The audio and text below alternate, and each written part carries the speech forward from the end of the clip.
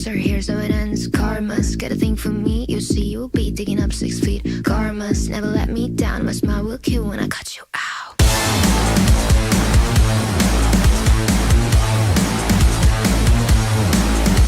It's karma.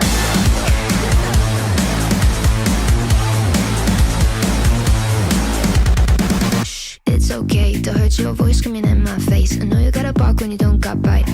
Tell me, what's that like? What's that like? Being that insecure, acting up, immature. Had enough, I'm so bored. I'm so bored. Bored. You know what you are, you're a baby, little baby. Now you got hurt 'cause you made me. Yeah, you know what you are, you're a baby.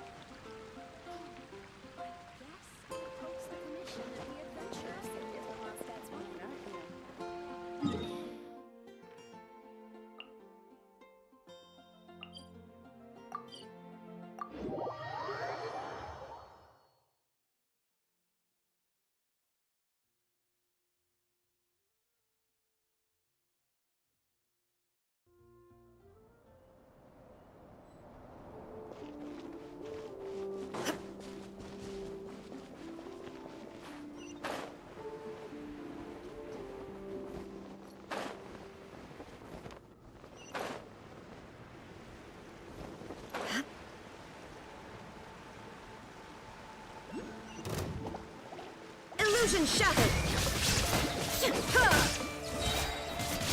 Inazuma shines eternal!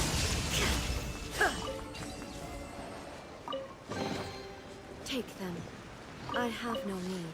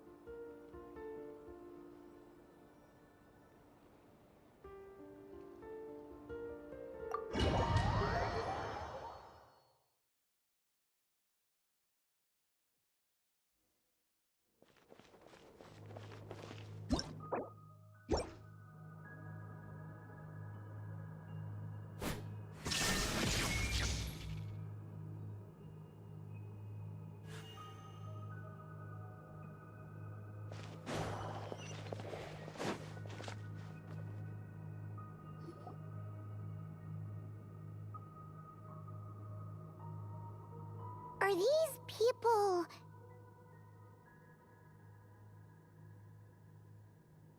Judging by their clothes, they appear to be phantom Hyperboreans from the distant past. That could mean they have some clues about the moon goddess's name, right?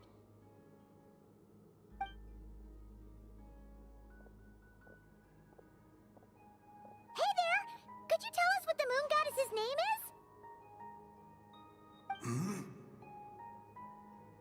Sorry. That's probably a weird question, huh? How do we explain this? The moons are long gone, and their goddesses are dead. Their names no longer mean anything. When a new moon goddess is born, we will surely know her name. We have used every last resource at our disposal. All that remains is to wait, patiently and quietly.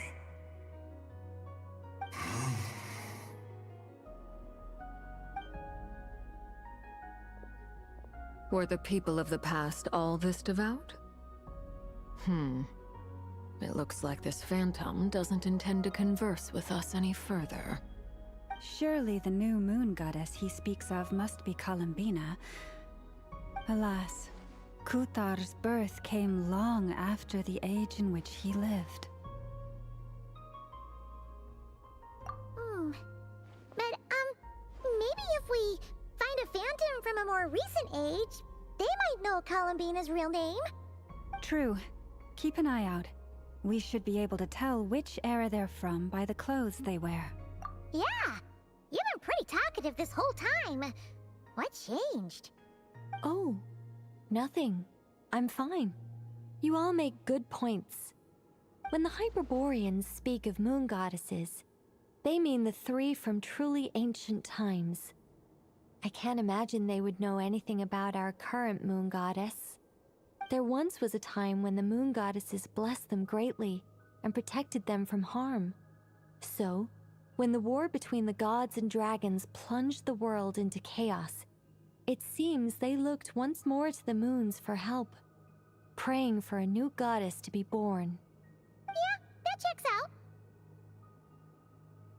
Let's continue on. Who knows what else we may discover?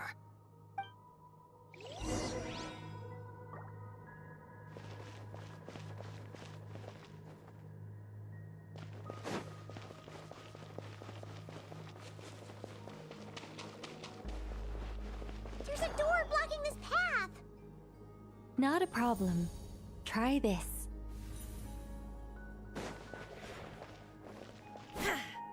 Shine down!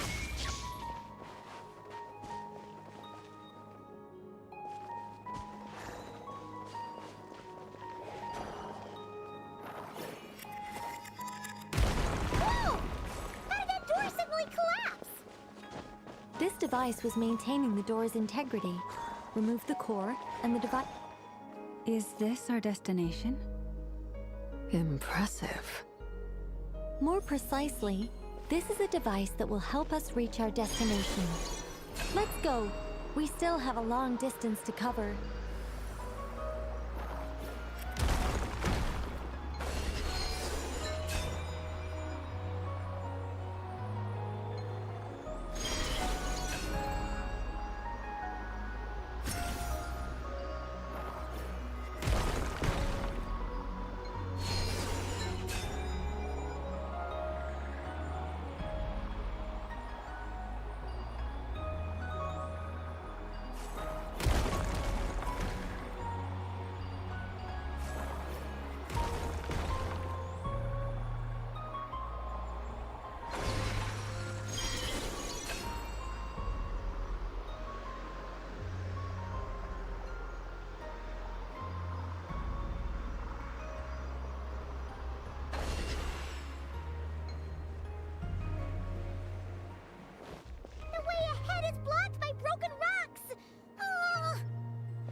Let's try that device again. Remember the door from earlier?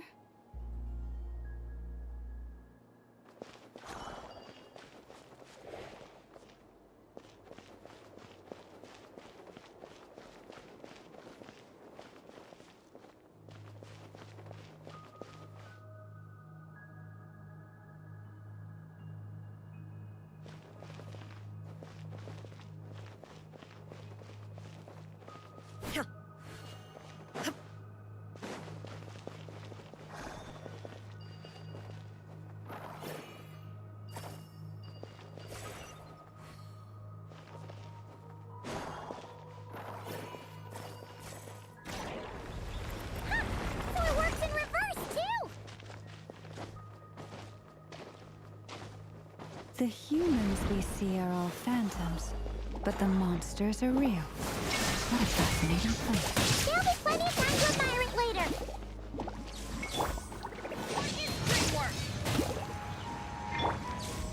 Shine down! Now you shall perish! Illusion shattered!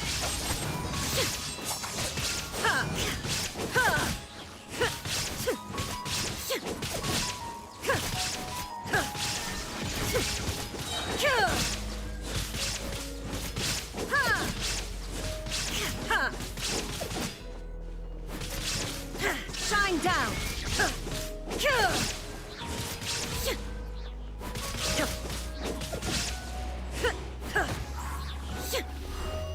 Illusion shattered!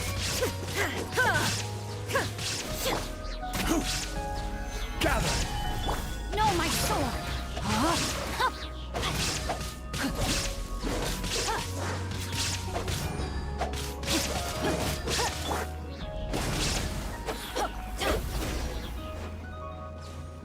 Off we go! Ooh, there's a whole bunch of artwork in here. Seems pretty old. Nicole, this is probably your area of expertise. What do all these paintings mean? Let me see. To understand these murals requires some knowledge of the history surrounding the War of Funerary Flame. I shared a little of this with Lauma before. Yes. I think I follow. Oh no, it's no trouble. I'd be delighted to share the tale again. Alright then. Tevat's 3 moons and their goddesses were brought into being by the will of Nibelung, the then ruler of Tevat. But when the heavenly principles came, they changed the world completely, down to its very foundations. The moon goddesses were nowhere near strong enough to challenge this entity. But the heavenly principles did not view them as heretical entities that had to be removed. Essentially, the 3 moons existed to keep this planet alive and operational, which did not directly conflict with the heavenly principles' aims. Nevertheless, the inherent precariousness of this arrangement would soon be revealed. Nibelung returned. Yes. He did, and thus began the War of Funerary Flame, a battle for dominance between Nibelung and the heavenly principles. Discord would soon emerge between the 3 moon sisters. One would voice the opinion that they should follow Nibelung, for it was he who first hung the moons in the sky.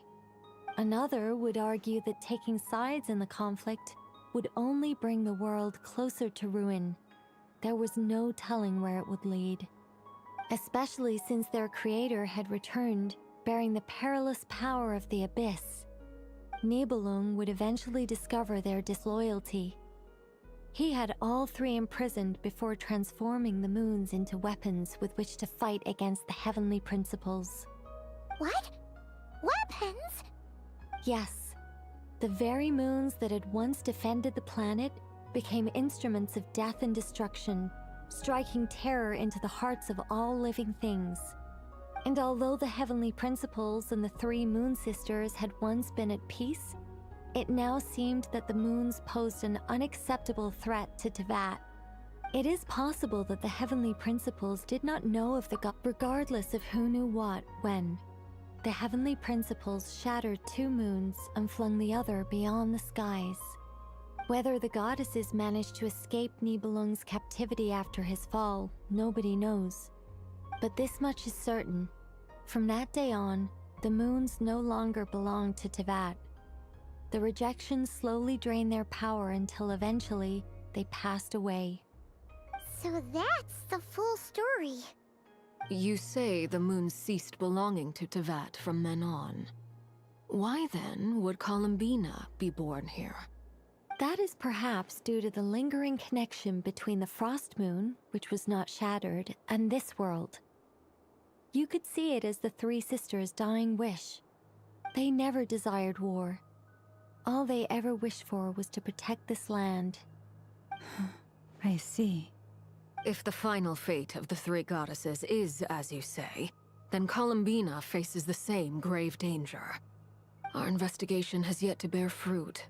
We must hurry. Yeah, you're right. Let's keep going.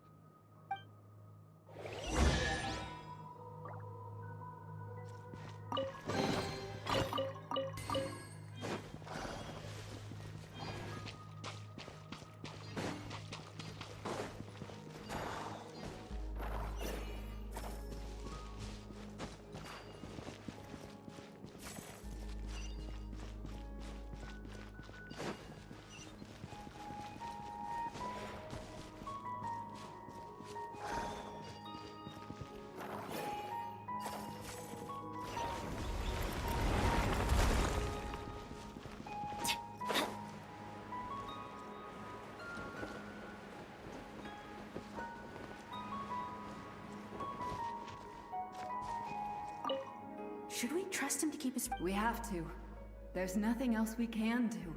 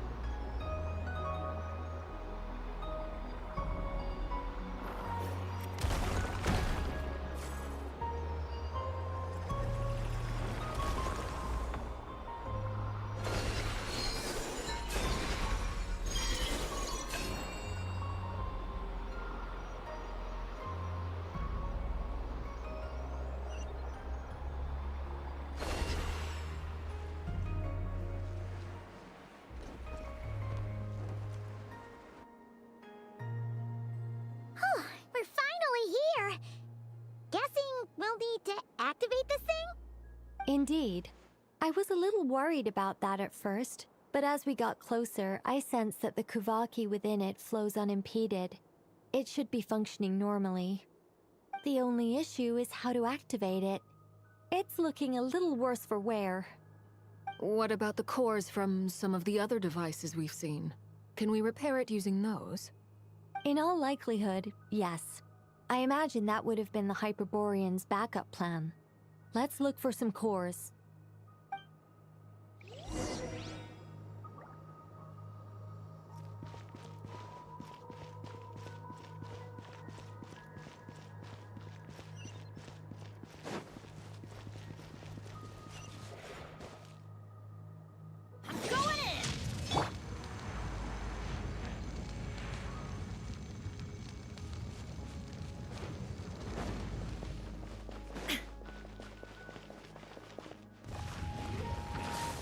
Shine down!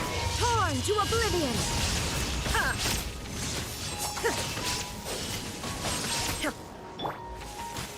Solidify! Witness the power of Fuwa!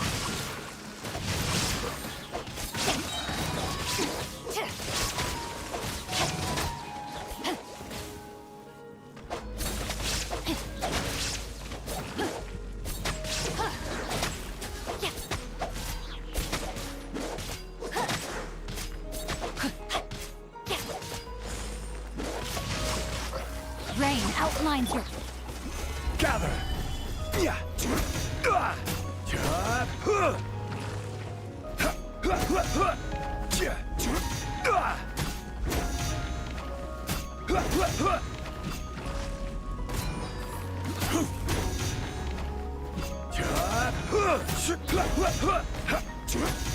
This is order.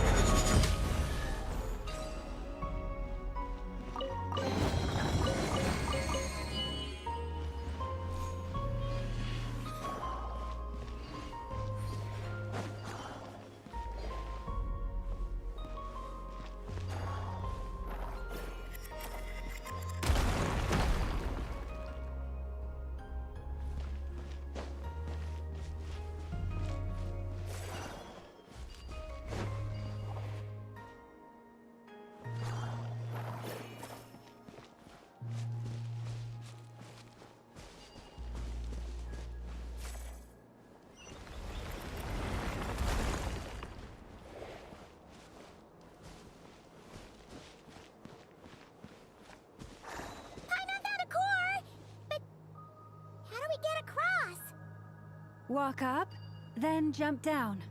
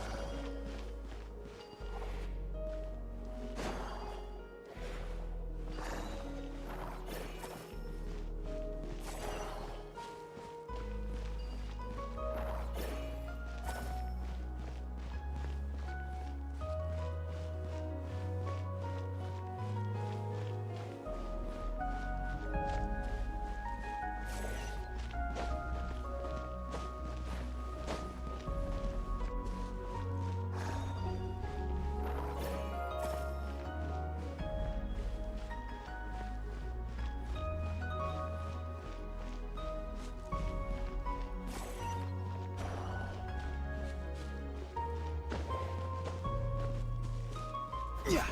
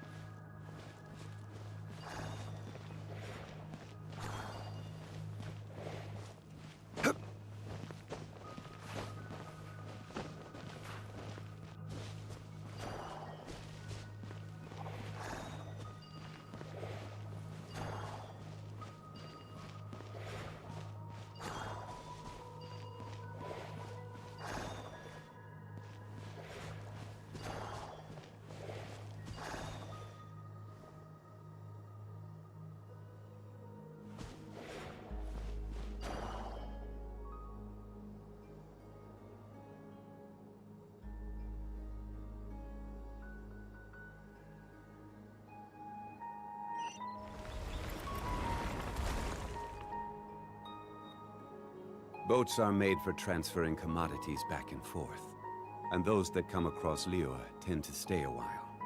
So it is where many things come to settle.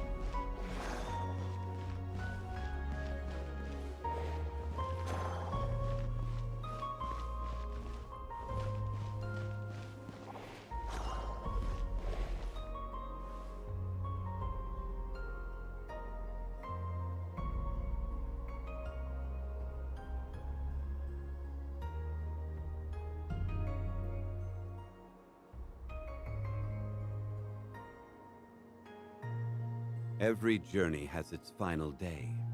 Don't rush.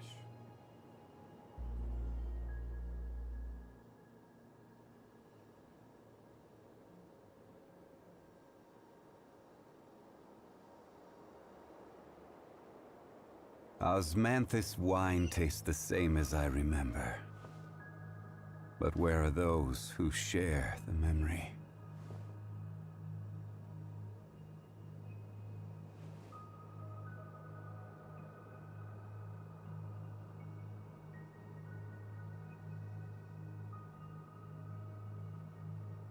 Boats are made for transferring commodities back and forth. And those that come across Liyue tend to stay a while. So it is where many things come to settle.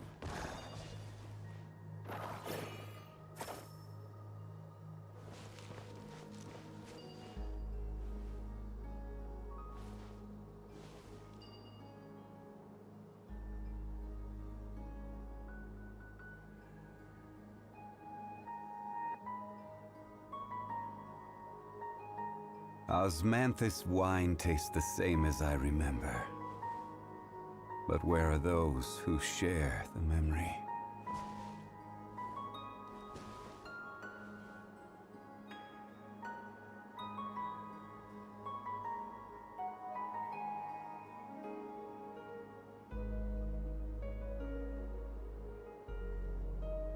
Where do you want to go next?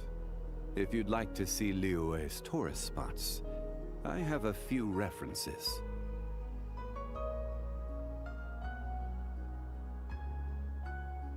Osmanthus wine tastes the same as I remember. But where are those who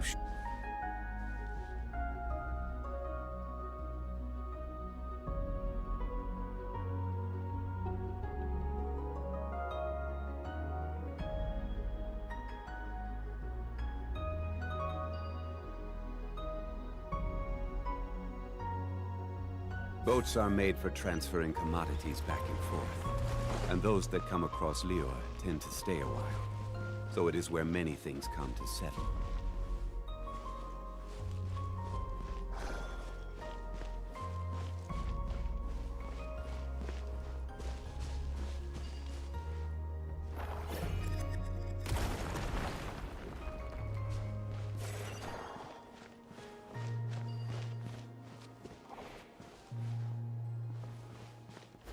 Rise!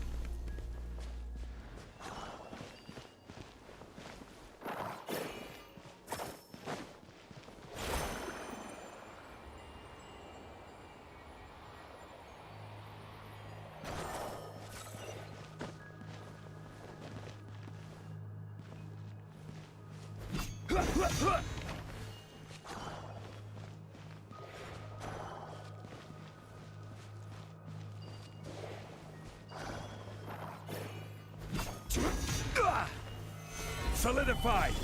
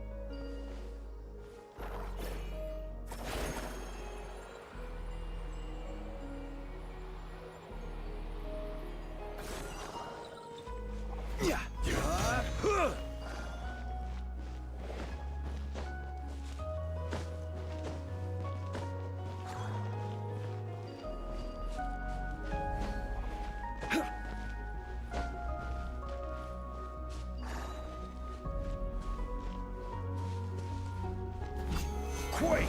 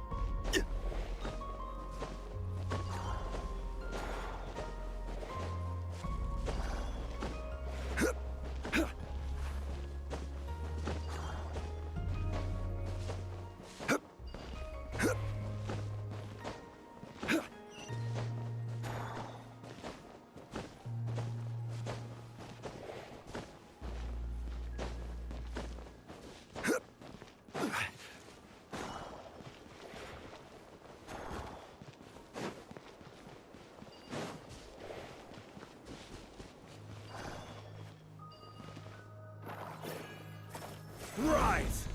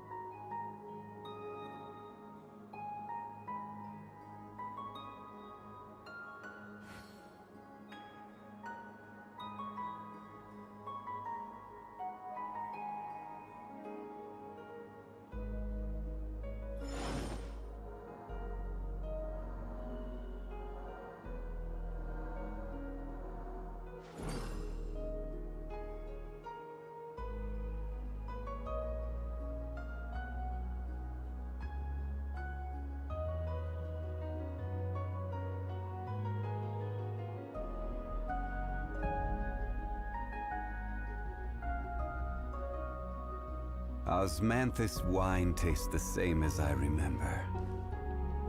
But where are those who share the memory?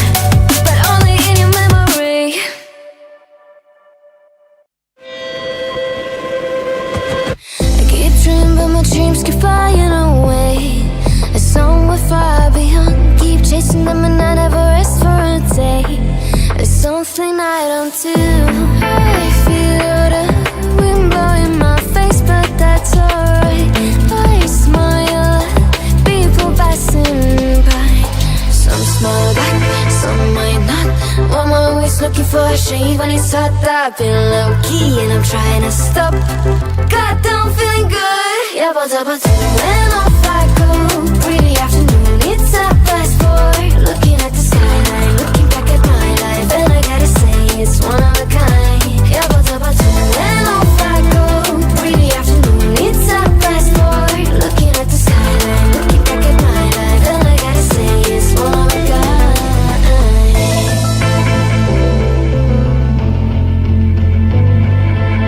It's been a while since I ran into you on the street. I wonder if you moved. Hope everything is going amazing for you, and you're not feeling blue. I feel the rain pour down my face, but that's alright. I smile, people passing by. Some smile back, some might not. I'm always looking for a shade when it's hot. I've been low-key and I'm trying to stop. Goddamn, feeling good. Yeah, but when off I go. Pretty afternoon, it's a fast forward. Looking at the skyline, looking back at my life, and I gotta say it's one of a kind. Yeah, but when off I go. Pretty afternoon, it's a fast forward. Looking at the skyline, looking back at my life, and I gotta say it's one of a kind. I slip to the dark, bind it to the day. I slip to the dark, bind it to the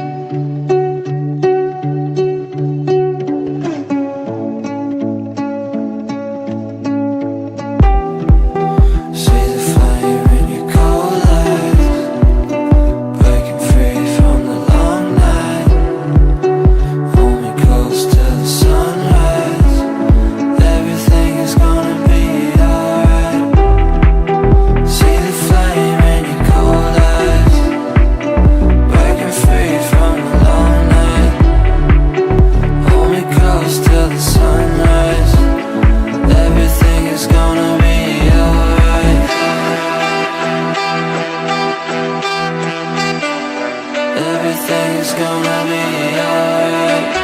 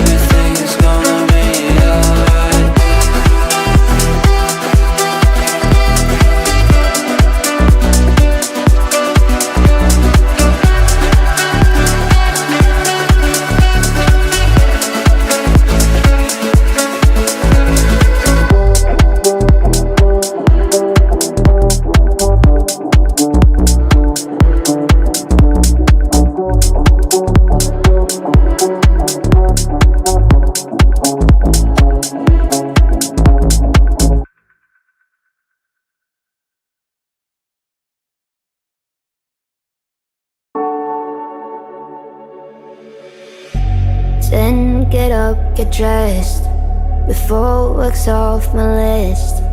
What's left to do, just guess.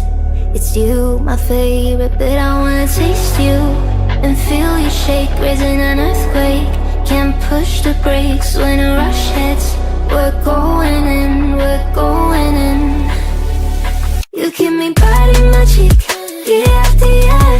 Only gets better, I'm weak in the knees. We hit the sheets, you on my lips, I'm feeling the heat. That's all I need.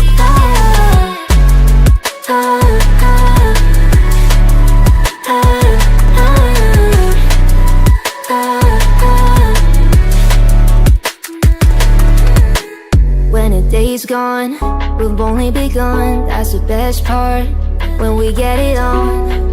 I'm addicted, no denying it, 'cause you don't cross my mind, you live in it. I wanna taste you and feel you shake, raising an earthquake. Can't push the brakes when a rush hits. We're going in, we're going in. You keep me biting my cheek, year after year. Only gets better, I'm weak in the knees. We hit the sheets, you on my lips, I'm feeling the heat. That's all I need.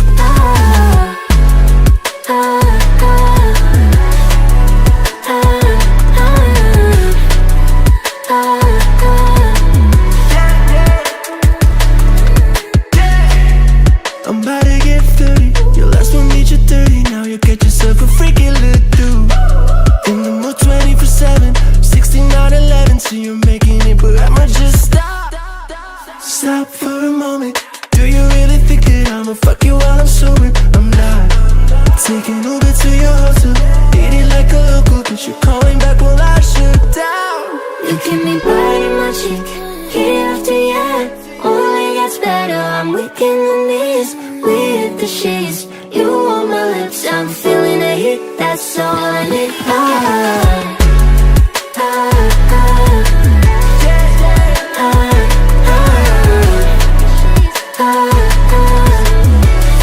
That's all I need.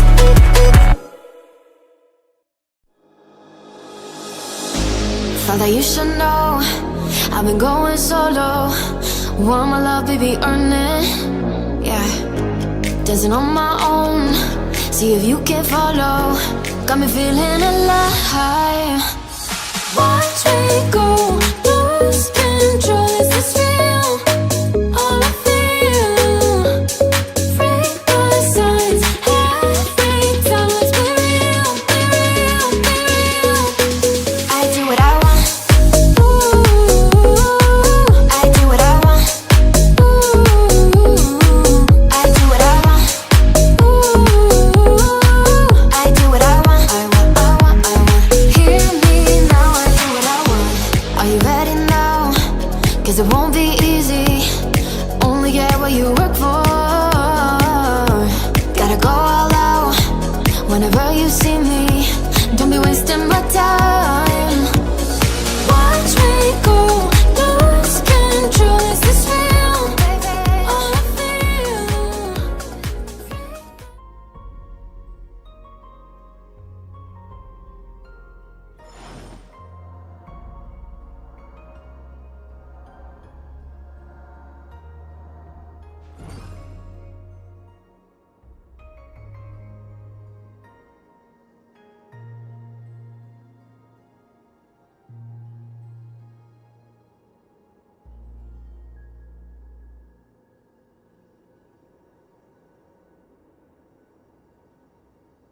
Osmanthus wine tastes the same as I remember.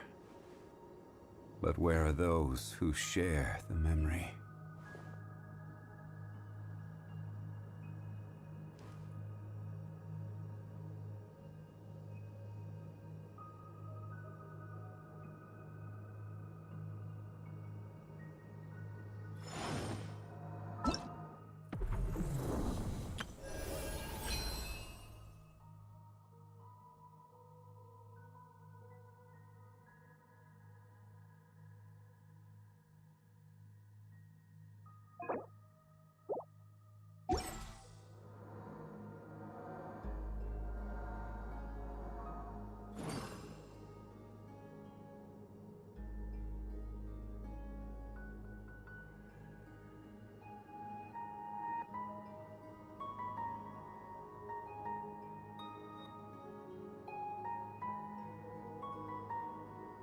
Boats are made for transferring commodities back and forth, and those that come across Liyue tend to stay a while.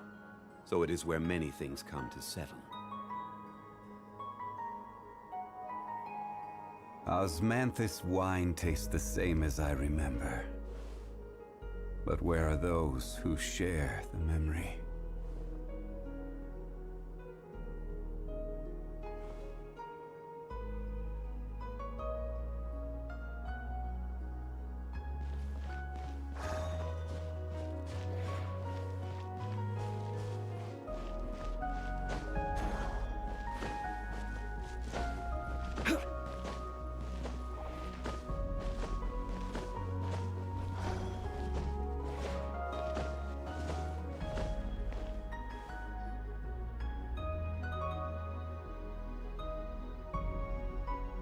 Are these people...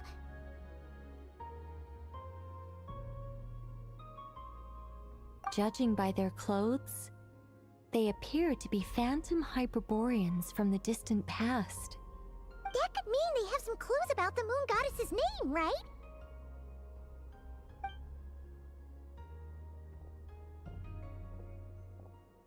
Hey there! Could you tell us what the moon goddess's name is? Sorry. That's probably a weird question, huh? How do we explain this? The moons are long gone, and their goddesses are dead. Their names no longer mean anything. When a new moon goddess is born, we will surely know her name. We have used every last resource at our disposal. All that remains is to wait, patiently and quietly.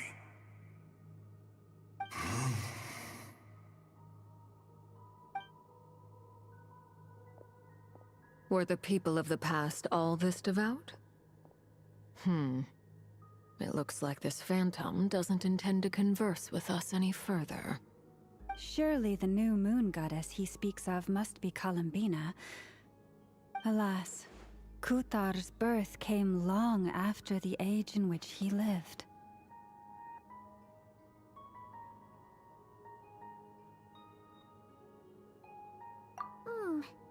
But, maybe if we find a phantom from a more recent age, they might know Columbina's real name. True. Keep an eye out. We should be able to tell which era they're from by the clothes they wear. Yeah, you've been pretty talkative this whole time. What changed? Oh, nothing. I'm fine. You all make good points. When the Hyperboreans speak of moon goddesses, they mean the three from truly ancient times. I can't imagine they would know anything about our current moon goddess. There once was a time when the moon goddesses blessed them greatly and protected them from harm. So, when the war between the gods and dragons plunged the world into chaos, it seems they looked once more to the moons for help, praying for a new goddess to be born. Yeah, that checks out. Let's continue on. Who knows what else we may discover?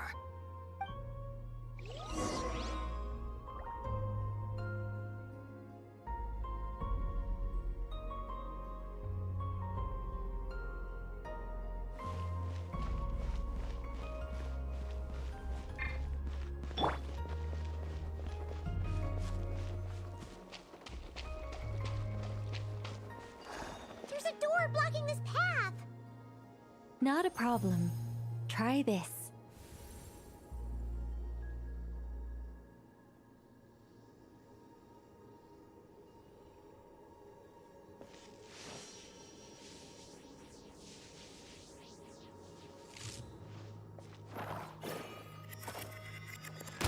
Whoa!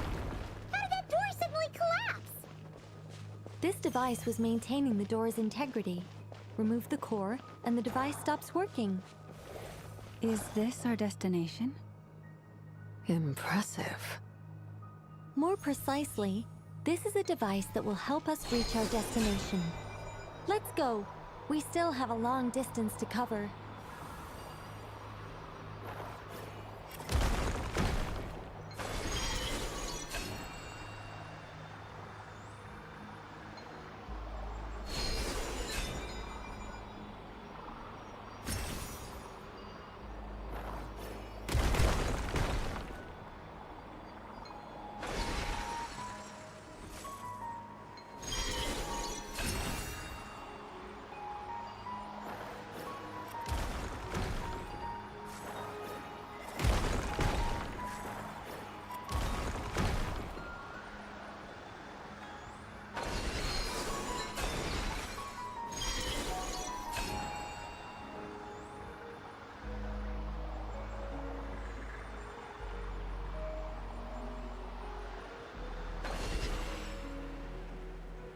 The way ahead is blocked by broken rocks.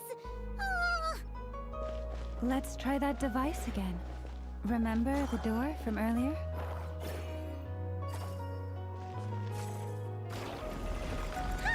So it works in reverse, too!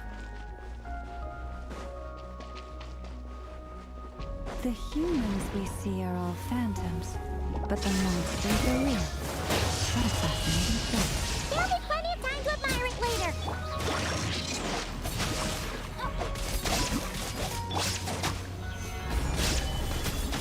Illusion shattered!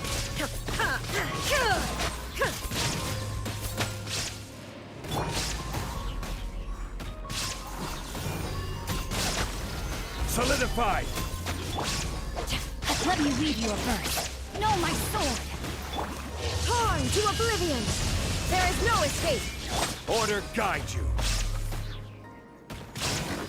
Gather!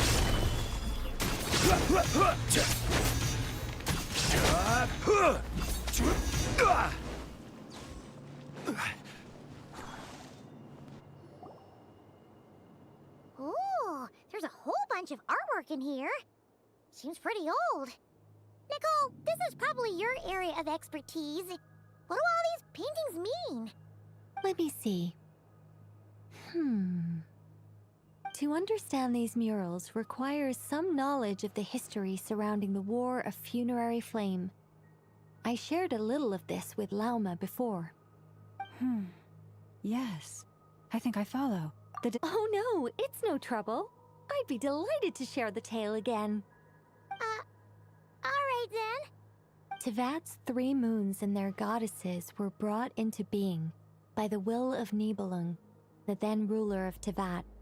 But when the heavenly principles came, they changed the world completely, down to its very foundations.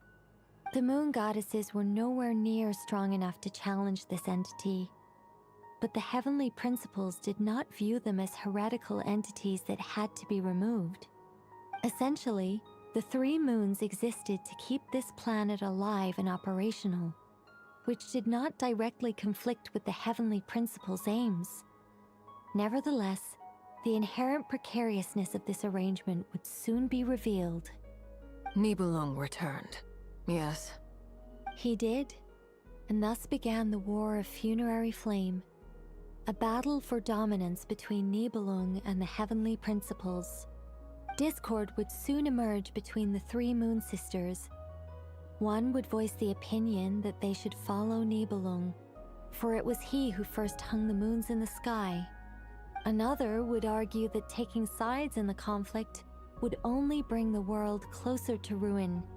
There was no telling where it would lead, especially since their creator had returned bearing the perilous power of the abyss. Nibelung would eventually discover their disloyalty. He had all 3 imprisoned before transforming the moons into weapons with which to fight against the heavenly principles. What? Weapons? Yes, the very moons that had once defended the planet became instruments of death and destruction, striking terror into the hearts of all living things. And although the heavenly principles and the 3 moon sisters had once been at peace, it now seemed that the moons posed an unacceptable threat to Tevat. It is possible that the heavenly principles did not know of the goddess's imprisonment. If so, the weaponization of the moons would surely have been viewed as an intentional breach of the peace agreement. Regardless of who knew what, when, the heavenly principles shattered 2 moons and flung the other beyond the skies. Whether the goddesses managed to escape Nibelung's captivity after his fall, nobody knows. But this much is certain. From that day on, the moons no longer belonged to Tevat.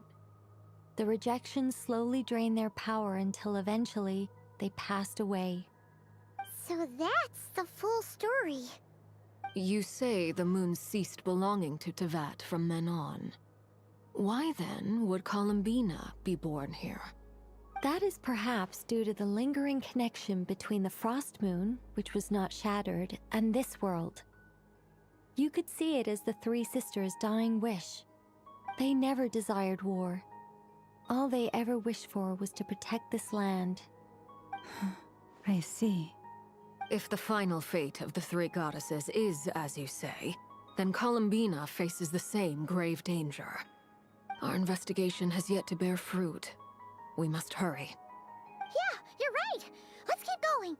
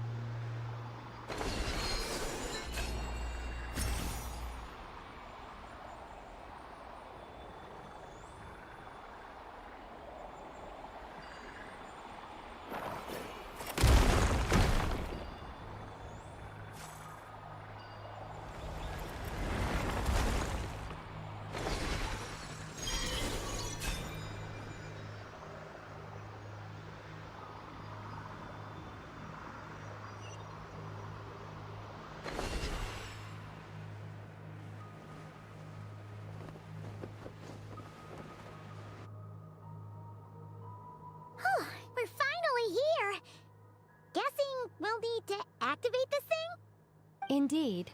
I was a little worried about that at first, but as we got closer, I sensed that the Kuvaki within it flows unimpeded. It should be functioning normally. The only issue is how to activate it. It's looking a little worse for wear. What about the cores from some of the other devices we've seen? Can we repair it using those? In all likelihood, yes. I imagine that would have been the Hyperborean's backup plan. Let's look for some cores.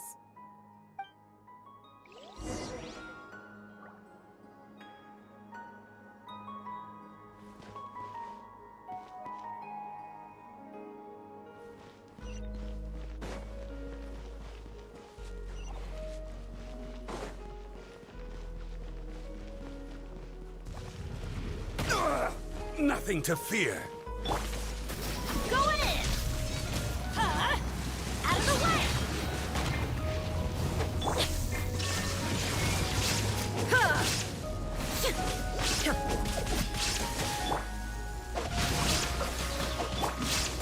Solidified! Inazuma shines eternal! Shine down!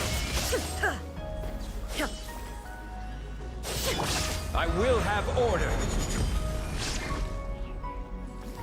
Rise! Witness the power of Gua!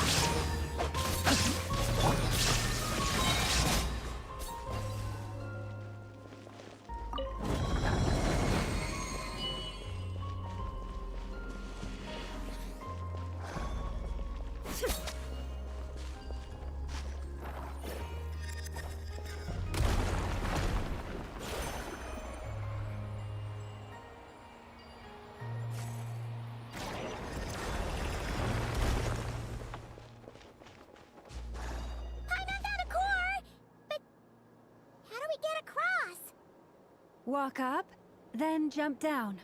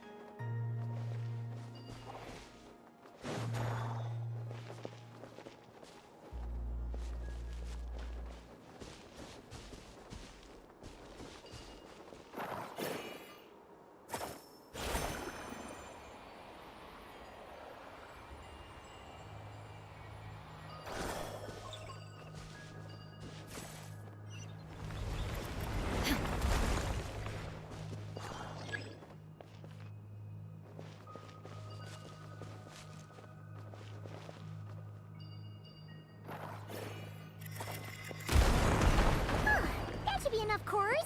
Let's head back.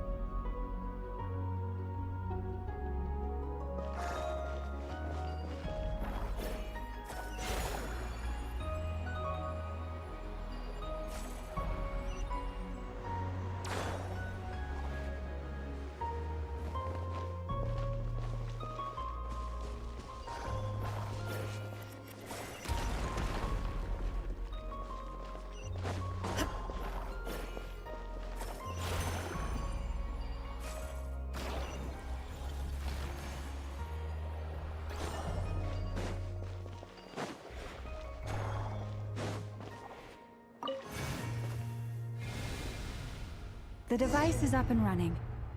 It's hard to believe that the ancients were capable of constructing such things. Paimon sees our destination! It's right up ahead! Yes, let's go.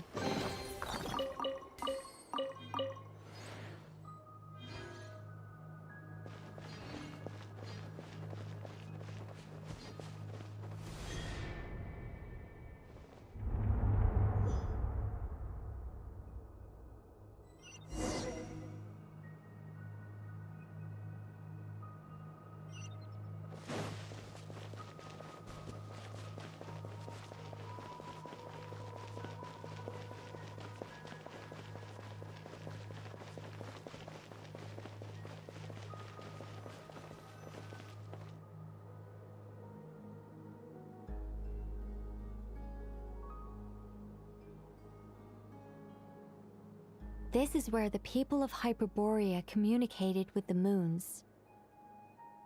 We need only place the moon marrow upon this platform on Moon Prayer Night, and we shall be able to open a portal to the moon and send our moon goddess back home. The assumption being, of course, that we can find her first. That's right. You want to know if it's safe there, don't you? And yet, she has no choice but to return. You know this. That's not the only issue here. This is the end of the line, right? We've explored everything we can. And despite looking at historical artwork and talking to people from Hyperborean times, we're still no closer to learning Columbina's name. If it's not too much trouble, could you tell me exactly what Alice said to you about finding her name? Oh, sure. What she said was... Then your first job is to find it. As a moon goddess, I'm sure she must have a name she identifies with. Neither Columbina nor Kutar is her true name, and she's never really accepted either of them.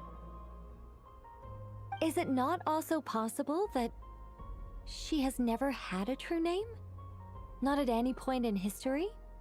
That would be a hard pill to swallow. But at this point, we may have to accept that that is the truth.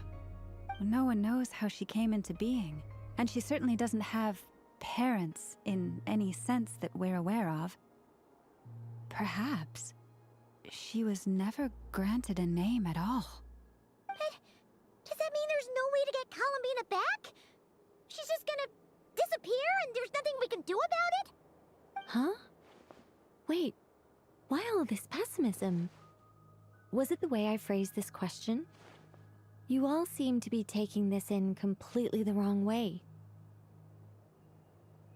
Well, just because she's never had a real name in the past doesn't mean she can't have one now. What? Think about what Alice said again. She never once said that you'd have to find a new name, did she? Are you saying what I think you're saying? Yes. Names are anchors that connect us to the world. If she doesn't have one already, then all we have to do is create one, no? It's like... But what about now? I understand what you mean. Life is a long journey. Even the friends and family by our side can change over time. When people call you by different names, what matters isn't so much the words themselves, but what they symbolize. And of course, whether that resonates with you. Ether. So, close your eyes and picture the moon goddess in your mind.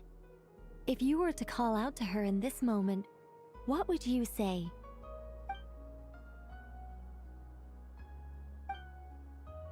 Columbina. Columbina. Paimon would call her Columbina too. She has long forsaken everything that Kuthar represents. I think from now on I should call her Columbina too. Well, it sounds to me like you found your answer. Are you sure? Is it really that simple? We haven't found her this whole time, and not for lack of trying. For a journey like this, the process is every bit as important as the outcome. Had you not searched far and wide, rejecting every other answer you were offered, how could you have come to an answer you felt was finally correct? Oh, it all makes sense now. This has Alice's fingerprints all over it. Are you suggesting that Mage knew from the start that Columbina never had a real name to begin with? I can't say for sure. But I can definitely imagine her chuckling in satisfaction somewhere right now, saying, "Ah, what fun." Llama! Your antlers! You should hurry. The festive moon has begun to rise. Do not worry, for when you called the name Columbina just now, I could sense that the power within was enough to summon back the moon goddess. The power within what? The name? Yes, so... the thing is... What's wrong now? This is so annoying. I really want to explain how that whole thing works. Starting from the founding principles of Tevat and... Oh, I could talk about this for hours. But... Deep breaths, Nicole. Deep breaths. You're an angel. A sober, sensible, solemn angel who has her priorities straight. Okay then. Sorry for asking. Clearly a bad call on Paimon's part. Anyway, you all need to hurry. Last thing, remember how it felt when you called out that name. Then it is agreed. By the name Columbina, we shall find her. Then we'll throw her the best Moon Paranite party ever! And at last, we will send her home.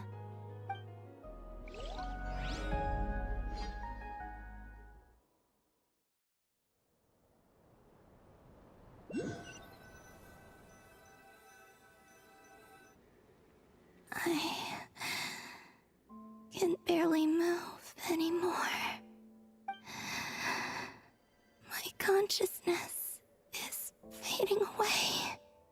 Have they come back out? I'd love to see them one more time.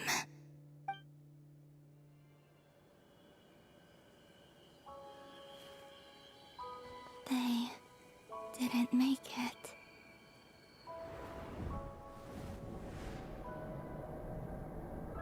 Could you tell me your name? My name is... Columbina!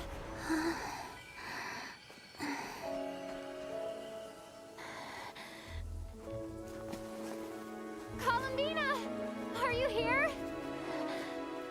Columbina! That's the name you gave when we first met. And it's what I've called you ever since. Columbina. It's a fine name. I have many fond memories of Columbina, and so do all of your friends.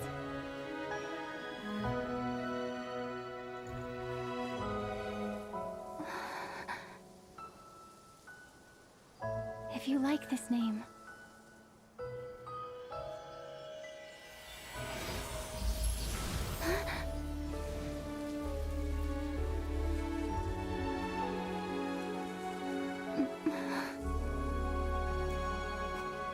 Looking for me? I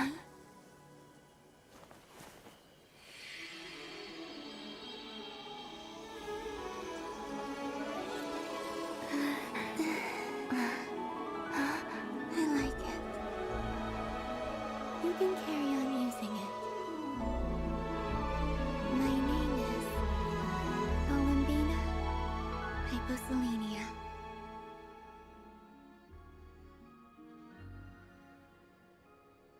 Columbina Hyposelenia. That's a wonderful name.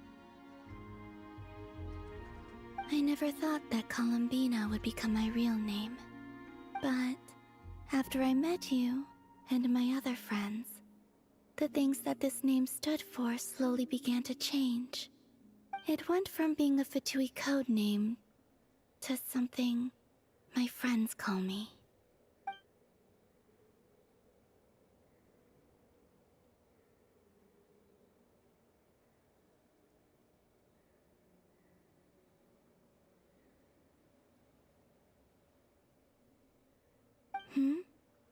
What is it? Why aren't you saying anything? I'm just so happy for you. Thank you. So, where's everyone else? We can go and meet them very soon. Everyone went to different places to try calling your name. Great. I'd like to thank them as well. Everyone's done so much for me. Searching for my name, entering those ancient ruins. Huh? Wait, so you were... Yes, I was there.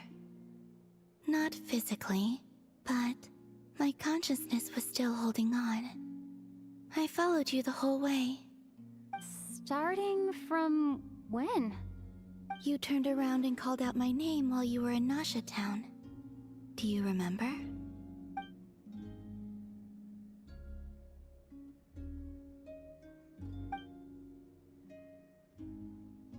Let's go. We don't want to keep them waiting. Sure. In that case, come with me. But... Hmm? Before that... Could you call my name one more time? Sure. Come with me, Columbina Hyposelenia.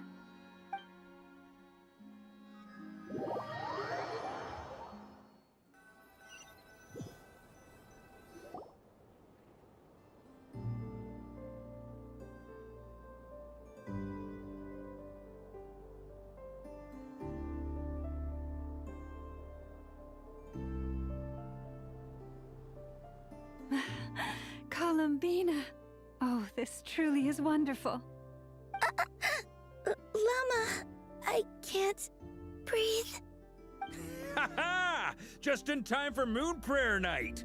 It's good to have you back, Miss Columbina. Yeah, we were worried sick. Thank you, my friends. With your help, I now have a name that belongs to me. Columbina Hyposelenia. Where's the second half from? You added it yourself? That's right. It means... Born beneath the moon. Yes, and by extension, it can also mean born beneath this world. A fine name. Now, as much as it pains me to interrupt this beautiful reunion, I feel obliged to remind you that the Moon Prayer Night celebrations in Nasha Town have already begun. Don't you want to enjoy the festivities? There's so much to see and do. And some of the ambient lighting and entertainments were sponsored by the kind souls in the Hexen Circle. Nicole? Why have you turned into Dodoko? So you're Miss Nicole. Thank you for helping us, and for helping me find my name. It's nice to finally hear your voice. You're quite welcome. Guiding lost people to hidden treasure is what we Seelie do. And if you ask me, spiritual treasures are far more precious than material ones. Chests are all well and good, but this was what it's all about. Ah, so satisfying. Anyway, I had to go help Alice. It seems like she ran into some trouble. That's why I couldn't be here in person. But don't worry, we're with you in spirit. We'll be celebrating right along with you. Keep an eye out for the Hexen Circle's festive stalls in Nasha Town. I think you'll like what we came up with. Alice said she even managed to rope B in this time. The Frost Moon Scions have also prepared various attractions. I believe Aino and Effa and their crew are setting things up as we speak. On that note, Nefer, about that request I made. It's all in hand. Yehoda is on site to ensure that everything goes off without a hitch. Wonderful. In that case, Traveler? Huh? Come on, Columbina. It's time to celebrate the best Moon Prayer Night ever.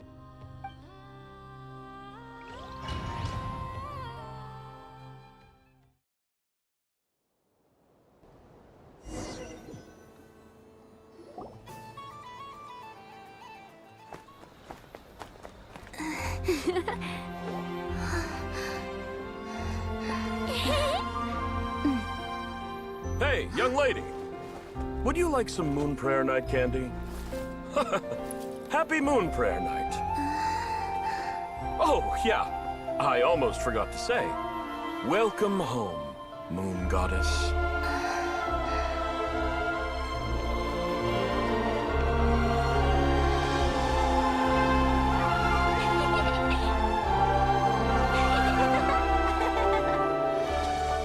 Welcome home, Moon Goddess. Welcome home, Moon Goddess. Welcome home, Moon Goddess. Turning Nasha Town into her home is a festive gift. A rather brilliant idea. Perhaps this is what Nodcry, Columbina's home, should have been like all along.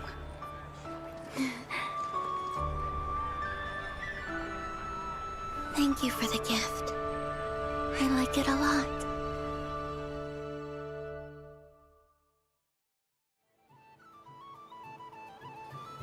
This feels like the surprise of my life. I do.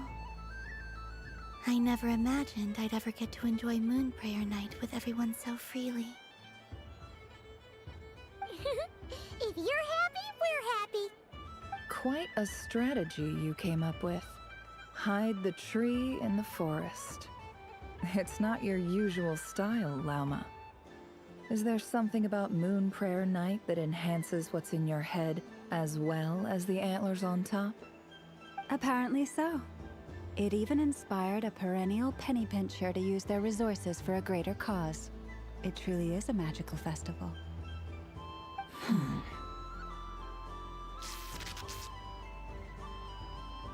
I see it now. This bickering is actually a sign of a strong relationship. Huh? What's everyone doing here? Oh!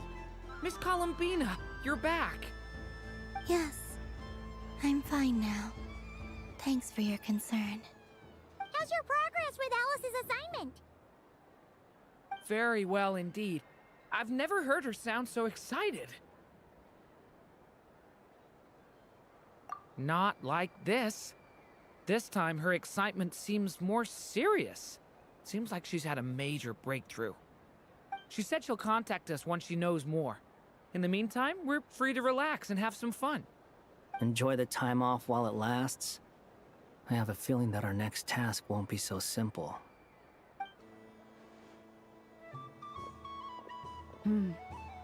I should go. I still have a few things to attend to at the Frost Moon Scion stall. And I think I'll take a look around. With any luck, this once-in-a-year festival will come with once-in-a-year opportunities. Hold up a second. Where's Varka? I believe he made a beeline for the flagship the moment he entered Nasha Town. Ah, that's Mondstadters for you. They know what they want when festivals roll around. Goodbye for now, Columbina. I hope you have a wonderful night. I will.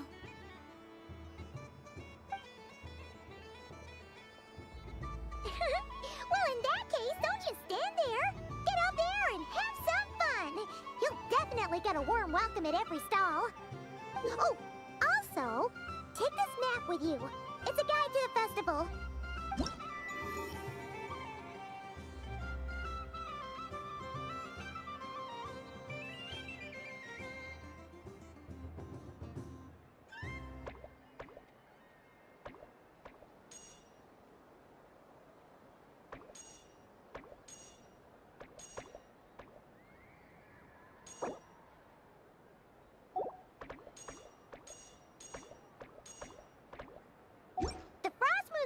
Stall is over here. Lauma's invited a whole bunch of cute animals to celebrate too. Over there is the Hexacircle section. Alice seemed more excited than anyone about this festival, so she insisted on making it a grand affair. Oh, and then there's the Nasha Town local specialties, including... Actually, forget that. Better if you go check them out for yourself. Thank you. It looks like a lot of fun. You're not coming with me? We'll be around. But don't you want to browse by yourself for a bit first?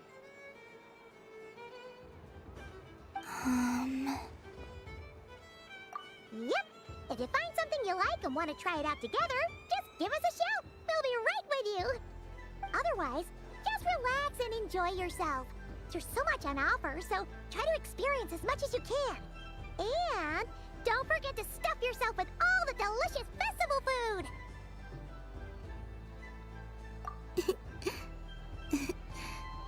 All right then. Off I go. Where should I go first?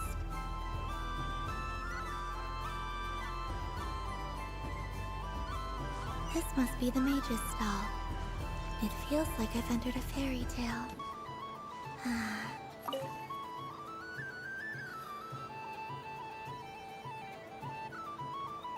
I wouldn't say it's unfair, exactly. I mean, your voice goes right into people's heads. How would you explain that to the kids? You can't just explain it away as magic. Is something the matter? Ah, Miss Columbina! No, nothing you need to worry yourself about. Ah, impeccable timing. Stick around for a second, Miss Columbina. I need your input on something. This self-proclaimed Knight of Justice has yet to give me a satisfactory answer. I, for one, would like to hear your verdict on the matter. Hey, now, I left the flagship just to help you out, Miss Nicole. What's going on?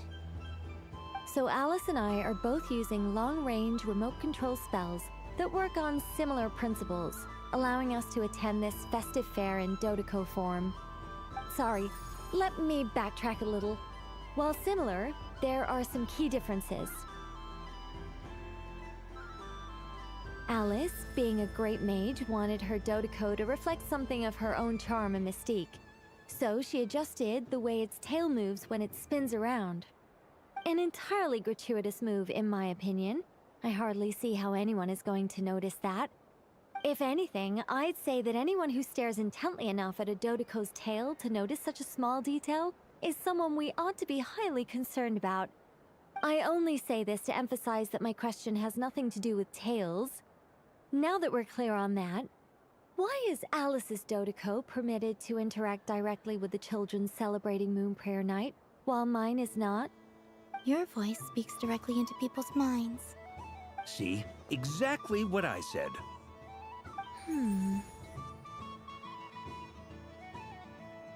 Miss Nicole? Ugh, I can't stand it. I know that probably makes me sound like a whiny child acting out in front of their parents. And it's a little embarrassing now that I think about it. But hey, I've said it now, I can't take it back. That would be even more embarrassing. Also, don't go reading too much into that analogy. It was off the top of my head. I'm actually an awful lot older than either of you. Miss Nicole, are you saying that you'd like someone to play the game you've prepared? I'm not so invested in that. It's just something cobbled together using items I borrowed from Alice. She probably didn't even make them herself. The point is, I want to know everyone's thoughts after they receive their prizes. But as you've said, I can't just ask. I've been biting my lip for so long, and I've had no one to vent my frustrations on. I thought this was going to be a nice, straightforward festival where I'd get the chance to guide people to treasure. Well, can I play? I can't guarantee that I'll win a prize, but... You will? I'd like to try. Then what are we waiting for? Let the game begin! It's like they forgot I was ever here. Ha!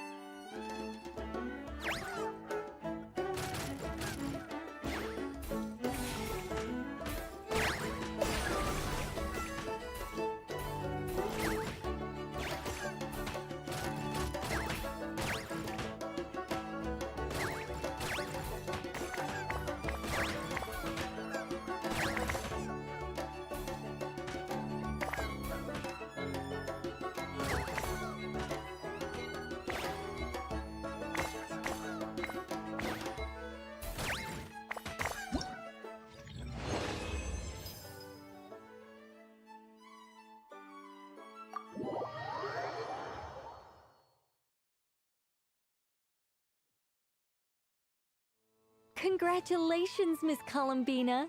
With your great wisdom, you have overcome every obstacle in your path and conquered the great challenge posed to you by fate. Fate? Well, something to that effect.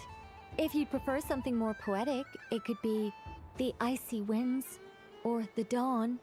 Anything you like, really. You could even go with the challenge posed to you by Dodoko, if that's what you're into. Anyway, you can take or leave my suggestions. Moving on. All my hopes are now resting on this. Can I open it now? Stop teasing me. Please, I'm begging you. No more talk. Just open it. Wow. What a lovely sculpture. Classic and cute at the same time. Thank you, Miss Nicole. I'll always treasure it. Ah, there we go. Music to my ears. You have my sincerest gratitude, Miss Columbina. Thank you for sharing your precious time with me and fulfilling my wish. Don't mention it. You've all done much to help me. And still, I'm the one receiving all these gifts.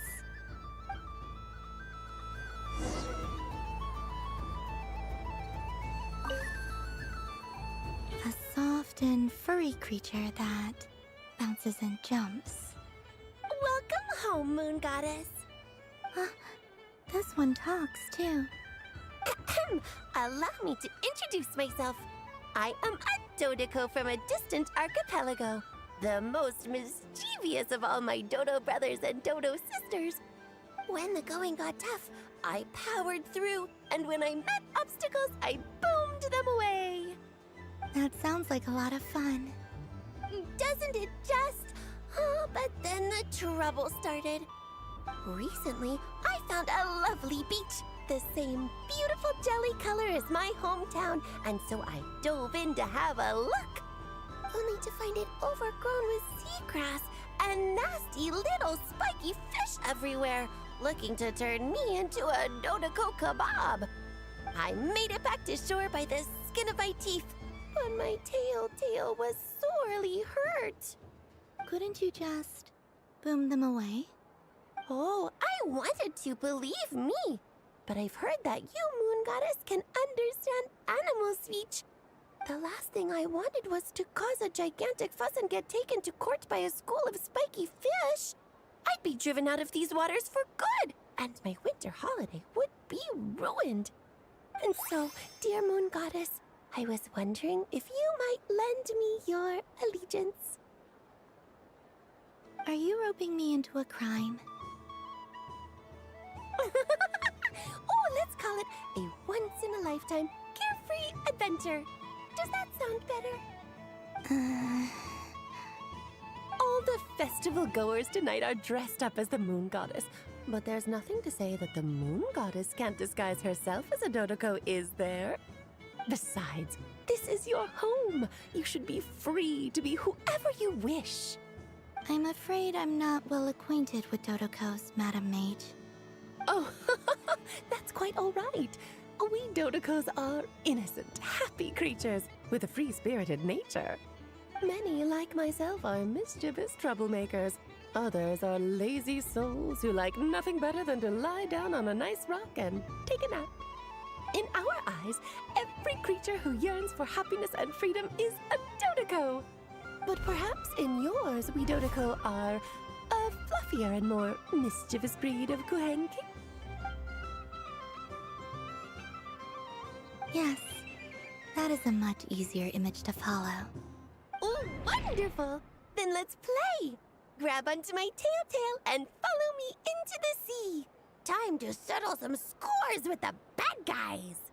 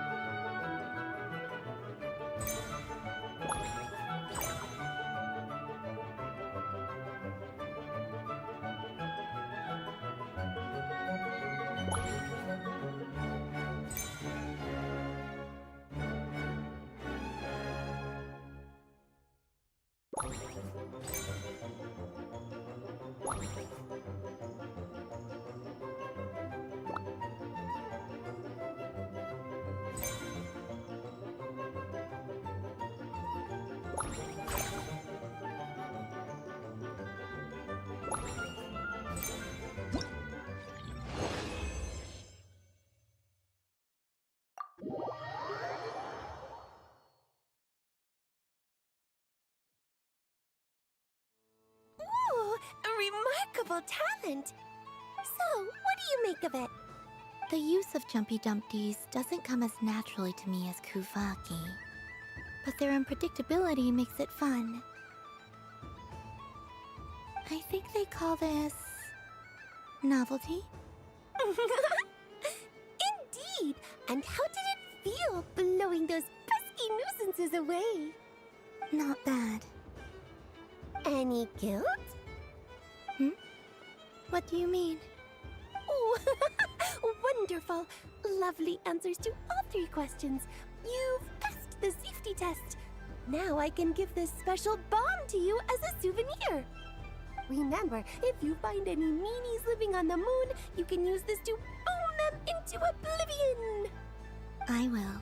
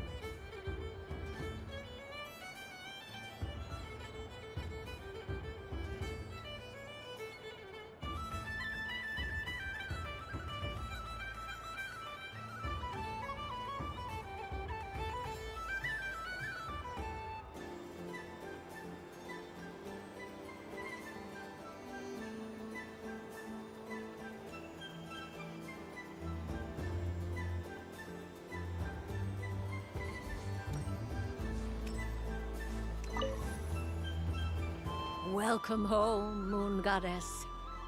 Oh, you're the genuine article. Alice was right. This moon prayer night was worth watching after all. Another one that talks. Greetings. Pleased to make your acquaintance. I am the Hexenzirkel member they call B. Barbeloth Trismegistus. Columbina Hyposelenia. Pleased to meet you too. Hyposelenia. A fine name indeed. Now then, Miss Columbina, do you wish to hear a mage's divination? Divination? The Frost Moon Scions used to ask me what would happen in the future. Is this like that? From the perspective of the one seeking answers, perhaps. As you look to your journey ahead, if you seek to understand the unknown, resolve your doubts, and soothe the confusion in your heart, divination could be for you. The unknowns on my journey. Of course, if one wishes to peer into fate, then hydromancy is the more precise option. But that is a complex affair, and to relegate that majestic art to the status of a festive amusement would seem somewhat uncouth. Besides, it is sometimes better to not know fate with great certainty. Hence, I shall use the suitably festive Luna Arcana to tell your fortune instead. It is more popular with the youth in any case. Lunar Arcana. Indeed. Unlike hydromancy, this will only display possibilities and trends. People like to think of themselves as creatures of agency and free will. Peering too far and too clearly into the future is detrimental to both body and soul. I'd like to give it a try. Of course you may. Come then, take a seat, Miss Columbina. Before we begin, are there any specific questions you would like to ask? Let's stick to general possibilities and trends, like you suggested. Ah, very well. Then I shall use the basic Lunar Arcana deck. Now, try to relax. Cast your mind upon the things you have experienced and the things you are soon to experience. I will shuffle the deck. Would you like to cut the cards yourself? You do it. No problem. Now then, to make things easier for the Seeker, that is to say, you, I shall decipher the cards from your perspective.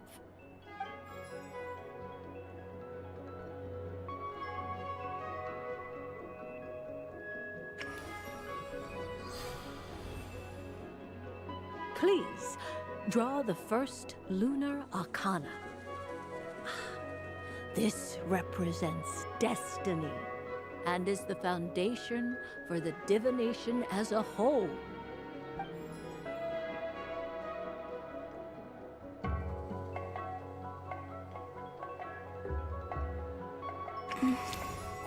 Now, draw your second card. This will stand for the past, the sum of all your experiences that have come before. And now the third Arcana. This is the present, your interpretation of the current moment. Finally, the last card. This shall speak of the future, which... Oh. Kuvaki Pulse? Fascinating. I've never encountered this before in my role as a diviner. Something has exerted an influence upon this card, causing it to leave its designated position. What do you make of this, Miss Columbina? Perhaps this is the guiding hand of fate in action. Of course, if you wish, you can choose to deny the validity of this card and draw the future for yourself. No, it's fine. Let's go with this one. A bold decision. I must say I'm looking forward to the results. Well then, let us flip the Lunar Arcana in sequence and see what emerges. Sure. First, Destiny. No surprises here. The card that represents yours is the moon. The moon. Indeed. The moon can represent the truth at some times, but deception at others. False peace, destructive calamity, and the world-changing power that lies within. When the moon is placed on the destiny tile, it indicates that your destiny is not what it may appear on the surface. Instead, it may yet have a hidden side. It symbolizes a journey through the fog, fraught with uncertainty and deception, where one must face inner challenges head-on. I don't understand. Patience, my dear. This is but the first card, which serves as a basis for the interpretations that follow. Our divination will only grow clearer from here on out. Now then, flip the second card, the one that speaks for the past.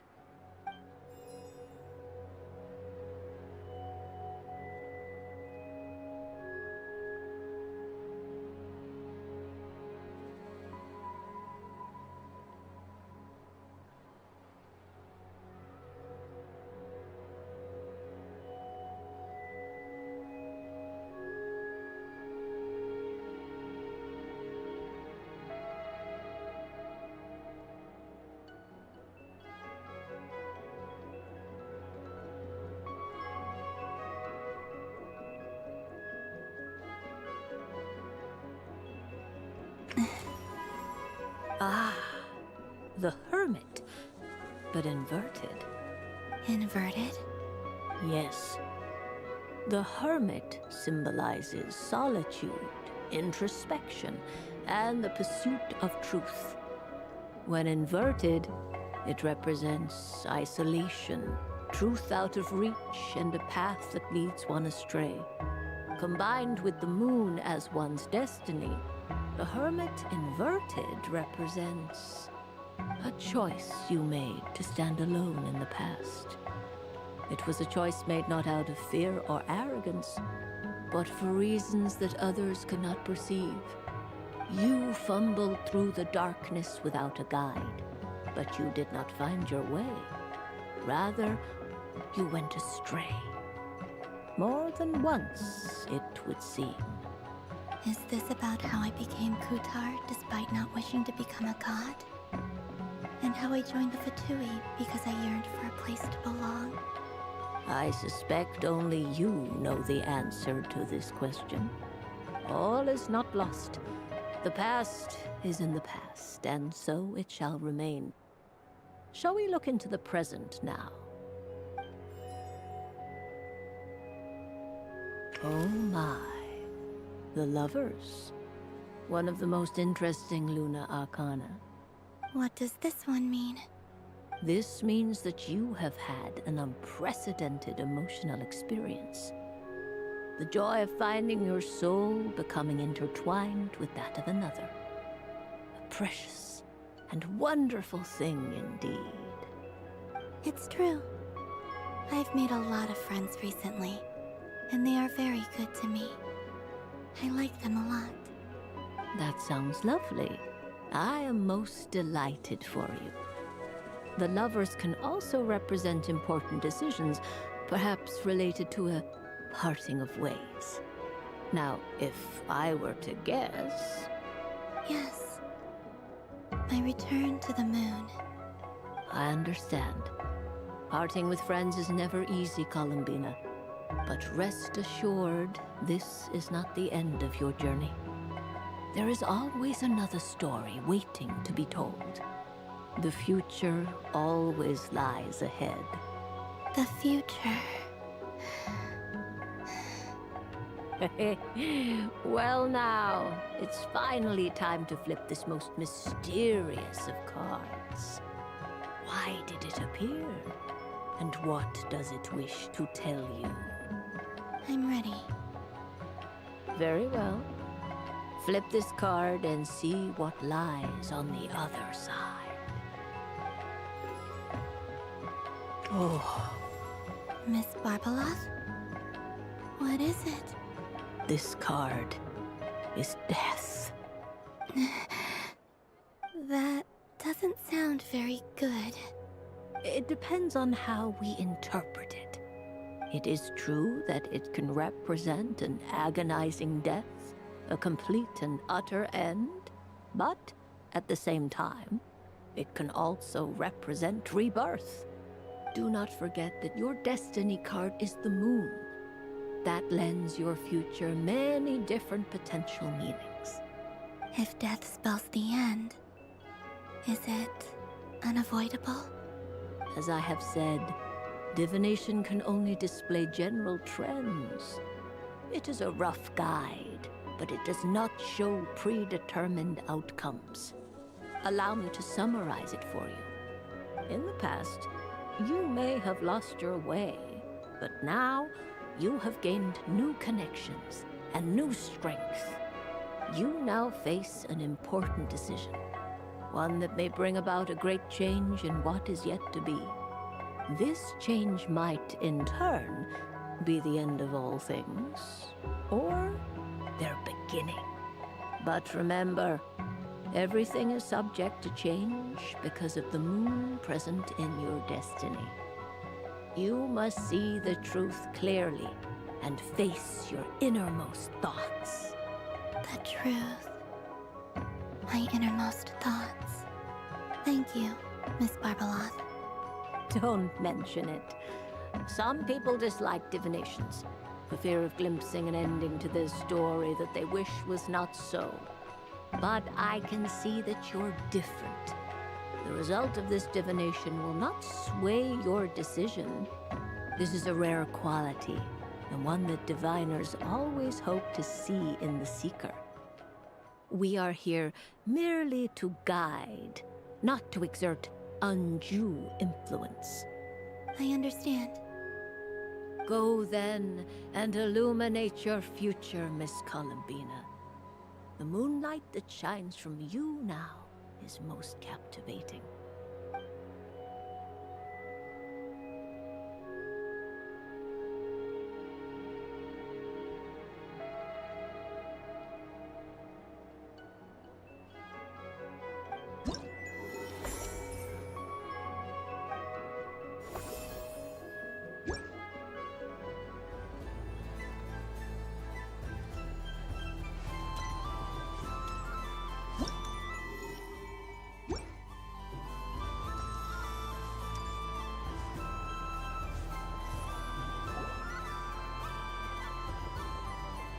Dodoko's Whirligig!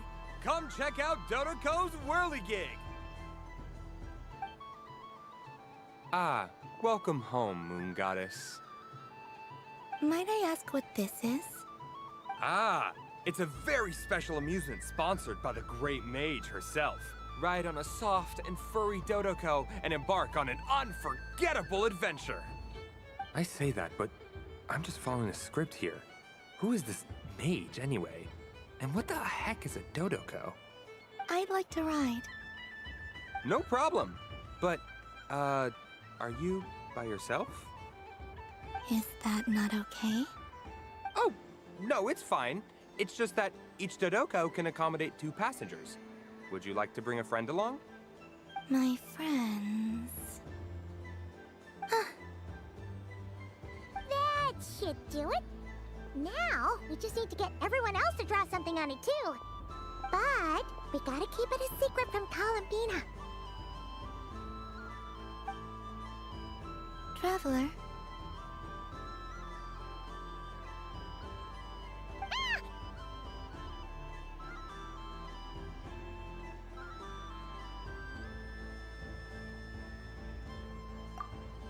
I want to go on that ride. Will you join me? Let's go then. Don't worry. Paimon will do the rounds. You go have... Hmm?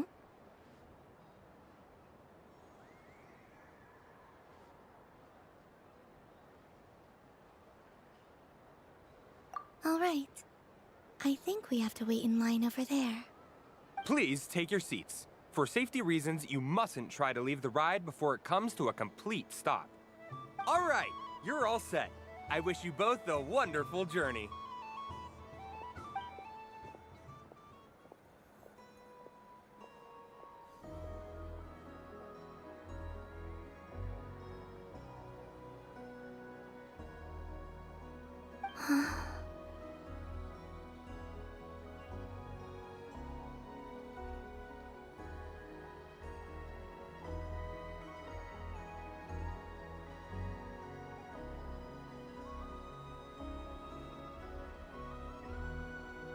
Not bad. It reminds me of riding a moon lane. Sometimes, the Kuhenki yeah. I'm going to miss them.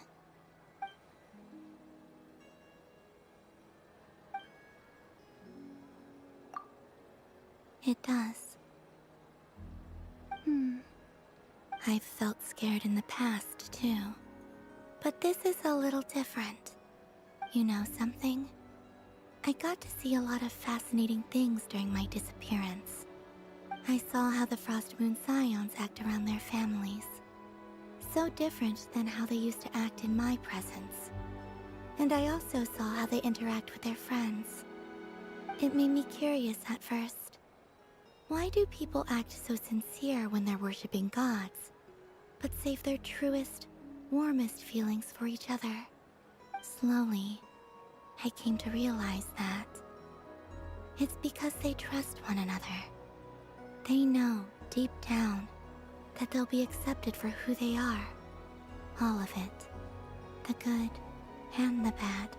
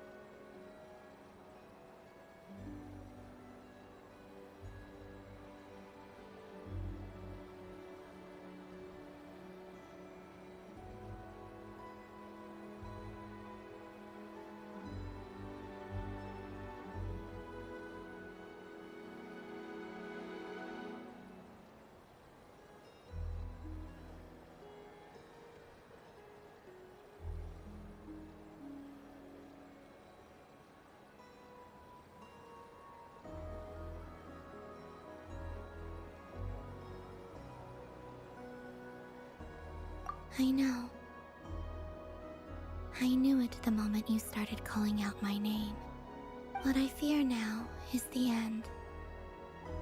I fear losing all this the very night I have gained it. Hmm?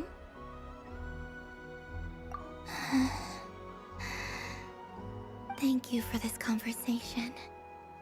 Thank you for listening to me. Don't worry. This fear I have, and the unknown that awaits me, they cannot hurt me. Not when I possess a treasure far greater. I just want you to remember this version of me. The real me. On this final night together. Dear passengers, Dodoko's awesome adventure has come to a close. Please leave in an orderly fashion, and we look forward to seeing you again in the future. Don't want the journey to end, huh? Don't worry, you two. There's always another adventure waiting just around the corner.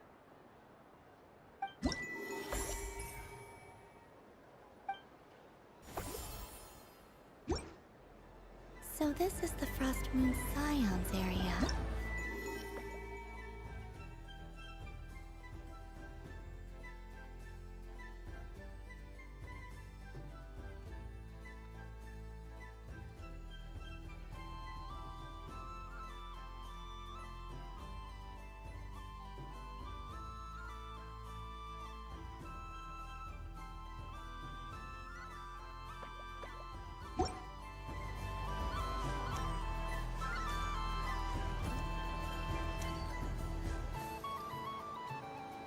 Days.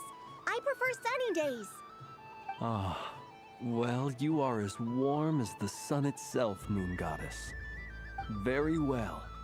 I believe your spirit animal has to be this most adorable chic badger. Wow! Thank you, Mr. Talking Magic Lamp. Have a very happy festival, Moon Goddess. Lance? That's you, isn't it?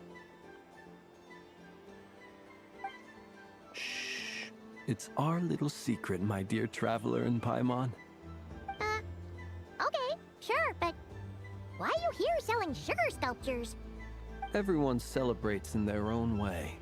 After gazing into the abyss and spending time around gravestones all year, what better way to relax than to see sunny smiles on the faces of the living?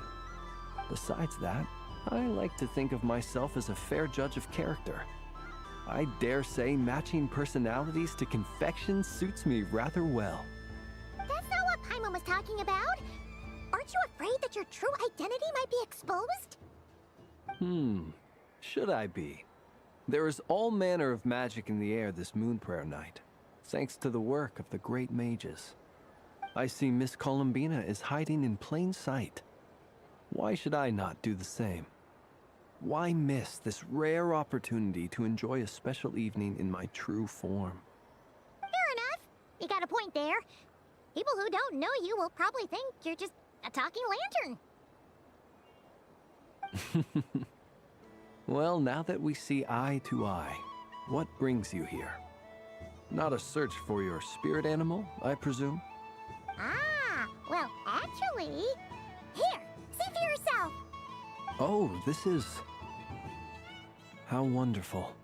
A beautiful idea. Yeah! We just met Barca, and he said that having everyone draw their own section was kind of boring. So, he did your bit for you. Ah, Varka. Ever the maverick.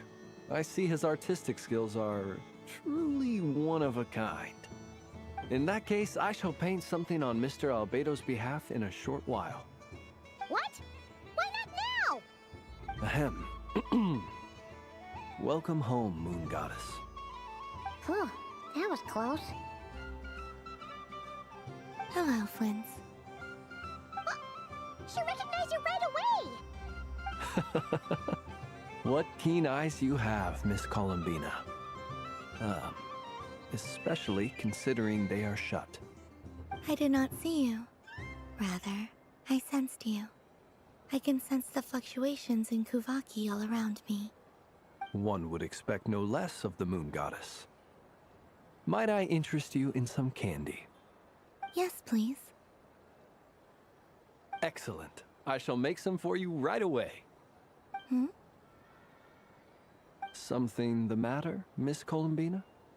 What about my spirit animal? All the other children carrying sugar sculptures are talking about it.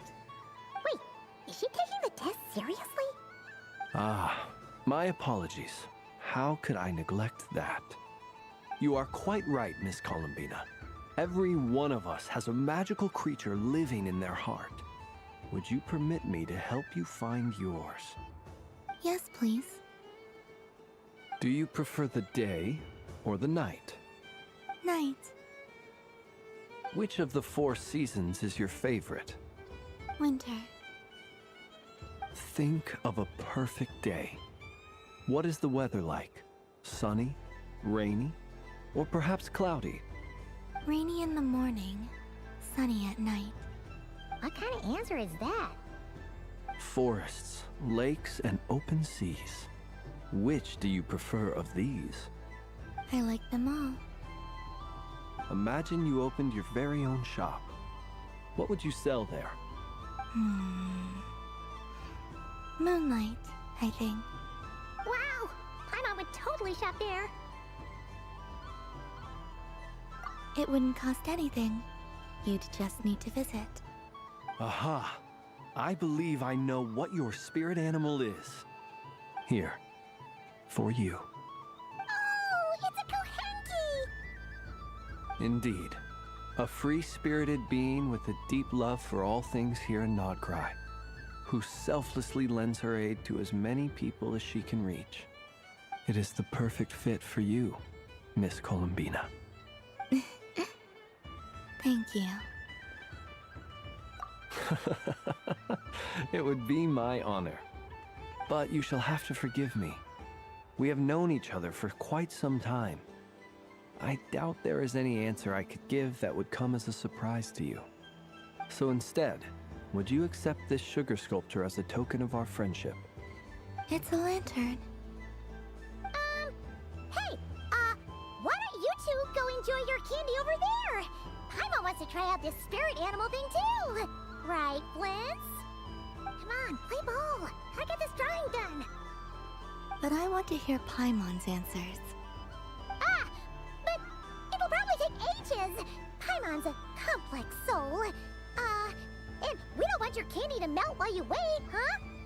Oh. Okay then.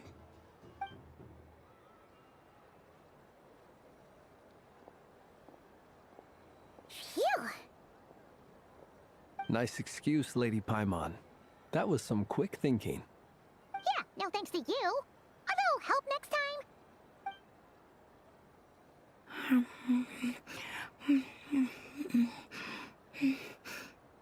It's sweet. Is that Lockaberry? I wonder what flavor the traveler got. This way, this way! It's the candy-selling lantern! I'm coming! Of course. Traveler, maybe we can share?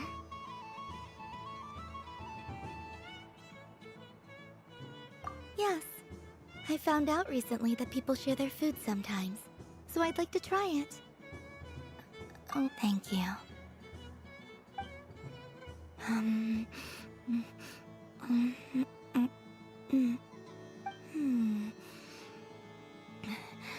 Yours is a little more sour than mine. Here, you try it. Are you sure? Amazing. My sugar sculpture has shrunk, yet my heart is filled with feelings of sweetness. I will remember this feeling. Sure.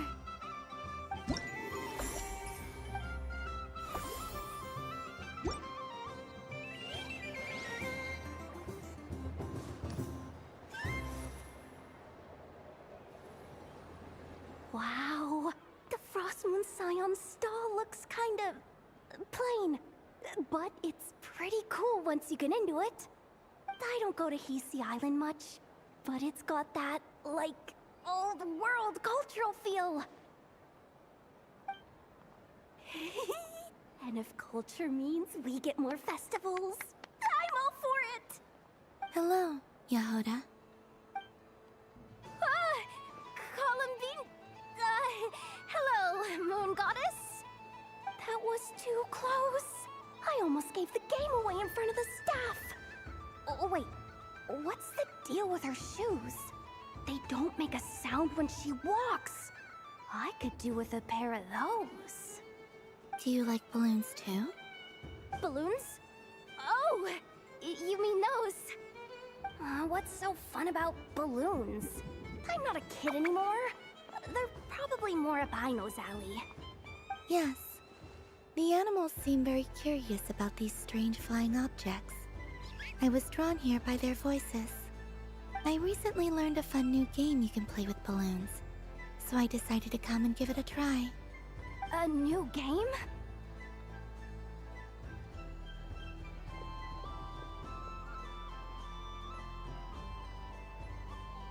Hello. Welcome home, Moon Goddess. Here to buy some balloons? Yes.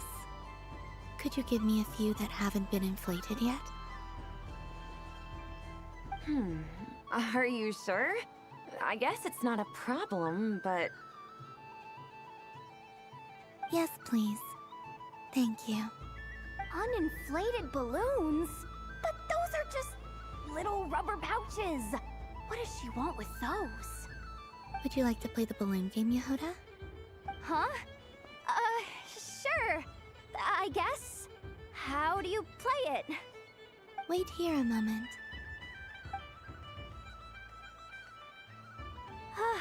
Oh. This is so weird.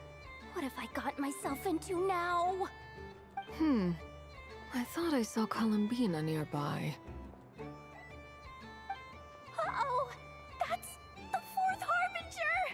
Although she's helped us out quite a bit, she's good people, right?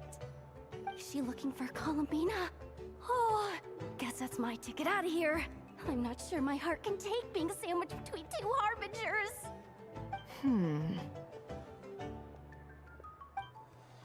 Which stall is she checking out? Oh, it's that other Frost Moon Scion's one. Try on the headgear, see what it's like having antlers or animal ears for a day. Oh, I wouldn't be caught dead wearing that stuff. So embarrassing. I have enough gear to carry as it is. Wait, what? She put it on? How peculiar. This would take some getting used to. I wonder if this is what it's like for Lynette. It really suits you, ma'am. What is this? She was so intimidating a moment ago, but now... Dang. I suppose I may as well keep them on for now. All part of the festive experience. She's coming this way. How do you do, Miss Yehoda? Oh, jeez. Don't talk to me while wearing that thing. Where am I supposed to look? Oh, hey there. I'm looking for Columbina. Have you seen her? She just... Huh?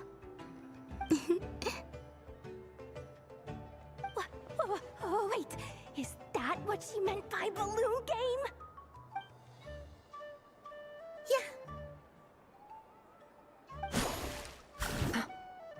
Huh? No fair! How come I get caught in the crossfire?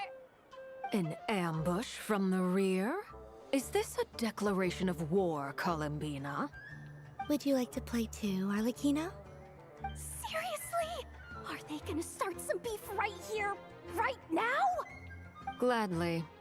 That said, I believe there is another who would like to join. Boss Nev! Thank goodness! You've gotta get me out of here! Things are kicking off big time! Hello there. I'd like 10 No, make that 20 balloons, please. Uninflated. What?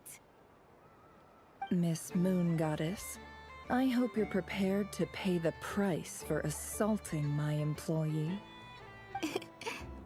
Welcome to the game, Nefer. Just to be clear, let's keep this a fair fight, okay? No strange powers, please and thank you. Naturally. Don't just stand there, Yehoda. Aren't you going to team up with me? Huh? Do I have to? Of course. Don't forget, the Curatorium has a reputation to uphold. I knew something like this was gonna happen.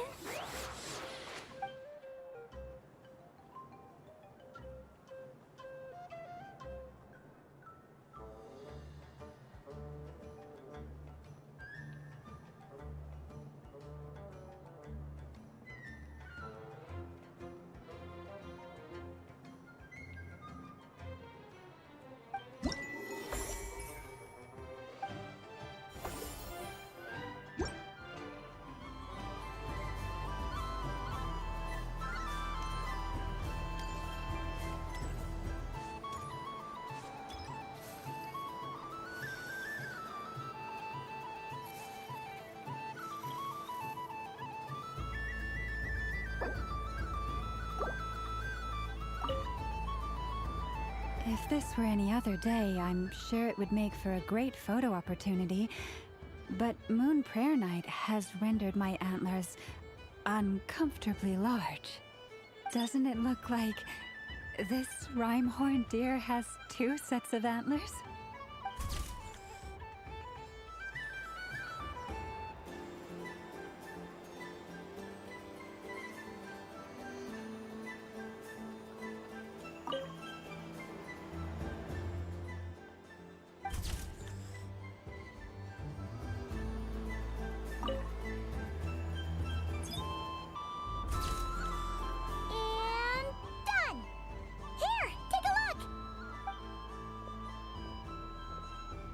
I think it looks quite funny. Well, Paimon thinks it's super cute. It looks like a silly chic badger and... Maybe I'll It looks like we've attracted the attention of quite a few animals. Let's make room for them.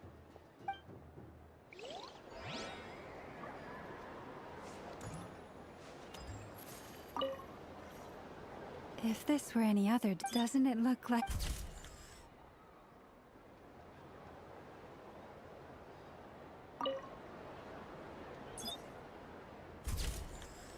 And done! Here,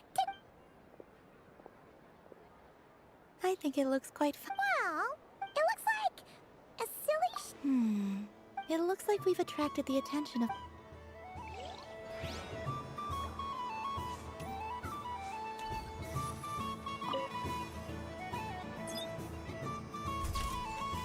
And done!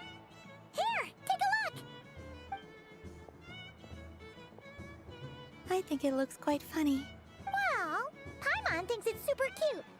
It looks like a silly chic badger and a rhyme-horned deer that's about to fall asleep.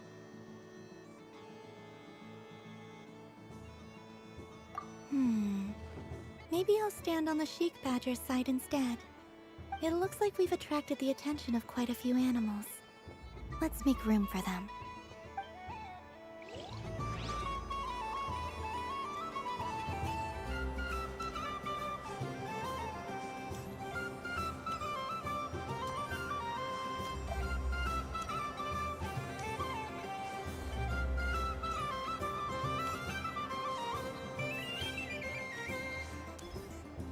There are so many attractions here. Since I rarely get out, I might...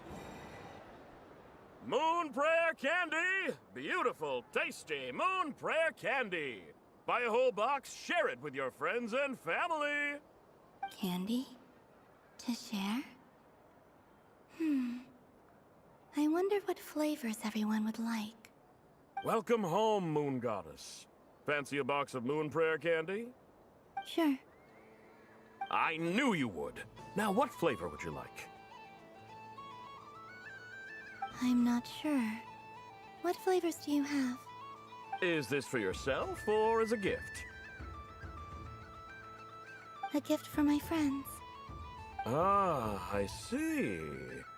In that case, I'd recommend apple, lockaberry, or midsummerberry. Those are the most popular. Do you have nocturnal blossom flavor? Huh. I've seen couples give those as gifts before, but I did not know they were edible. No? Okay then. Moonfall silver?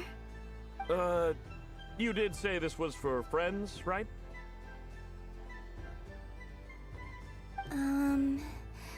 Maybe smetana then. Hey, now that's a creative idea! I've never tried it before, but if you're happy to wait, I can see about whipping up a batch on the spot. While we're at it, you got any other ideas?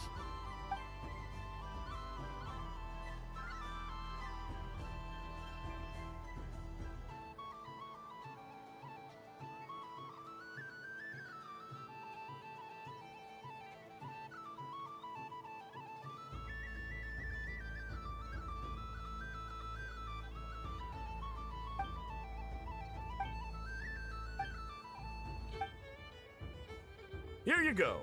Every flavor you asked for is in there. Thank you. I should be the one thanking you! You brought me a whole bunch of new business. It's like a genuine blessing from the Moon Goddess. I hope you and your friends have a lovely night.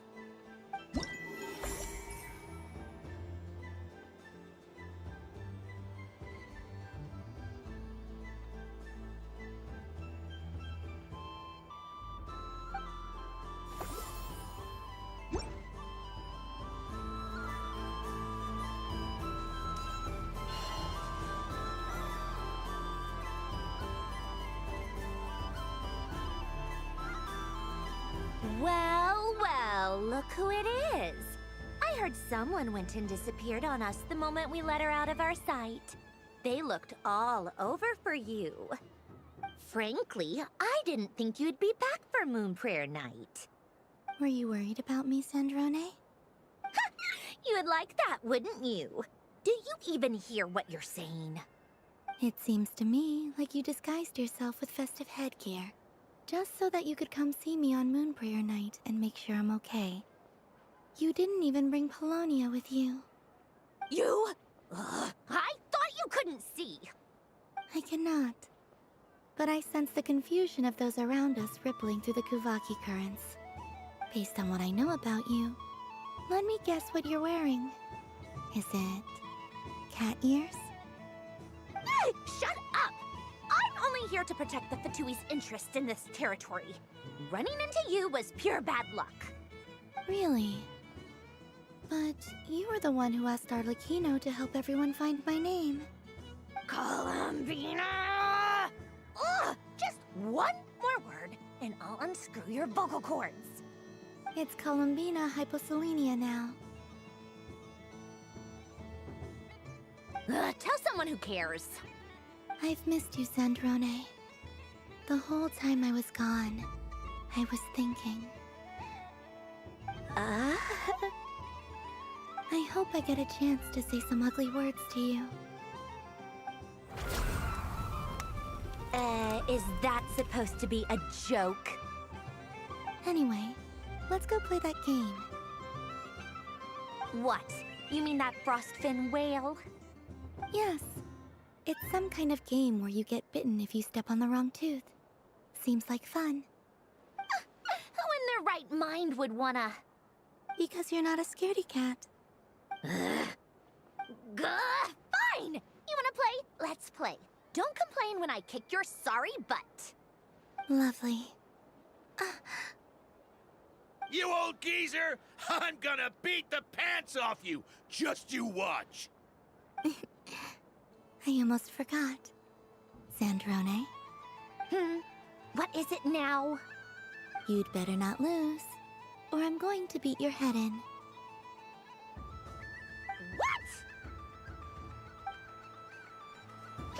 Allow me to demonstrate since I'm feeling so nice.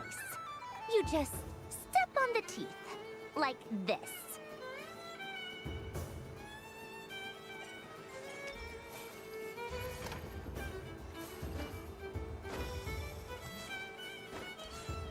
Which should I pick?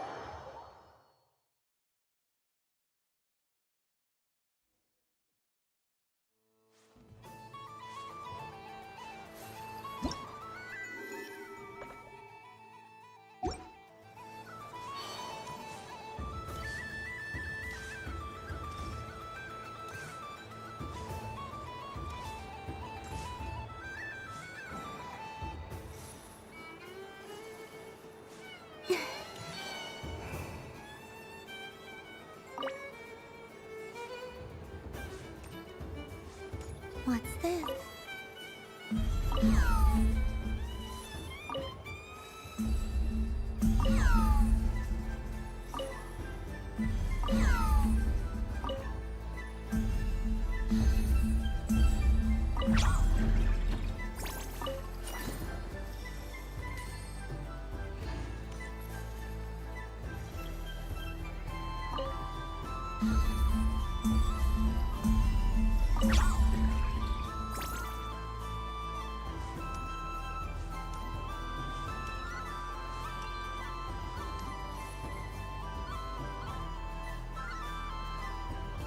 I wish for a never-ending supply of laka berries.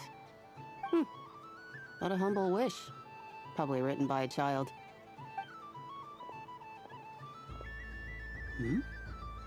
Is that Lauma the Moon Chanter?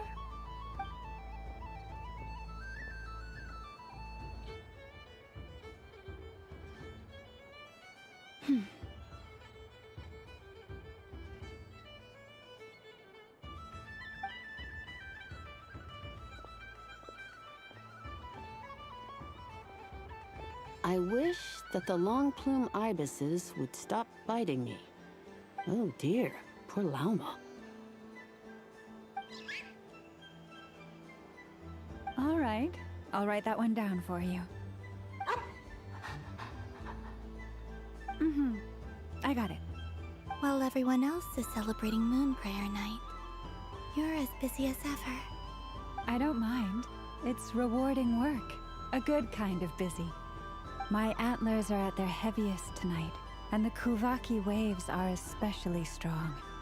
But as I help these dear friends hang their wishes up, I feel a great peace within myself that is hard to describe. You see, they are all such beautiful wishes, and they are ones that we can fulfill by our own strength. Do you blame me, Llama? I want to hear your honest answer. It is by the help of so many people that I can return to the moon. But I feel as though I've hardly done anything in return. You've done plenty, Columbina. I say this in earnest, both as someone who knows your history, and also as a friend who has seen what you've been through. What about as a moon chanter? I feel proud to honor our moon goddess's wish. And I'm sure any moon chanter in history would have felt the same way. Thank you for your kind words, Llama. But... Since you asked for my honesty, I won't lie to you. My feelings are mixed right now. Besides pride, I also feel... I suppose it's a reluctance to let go. Once you return to the moon, we will be far apart and separated by a false sky.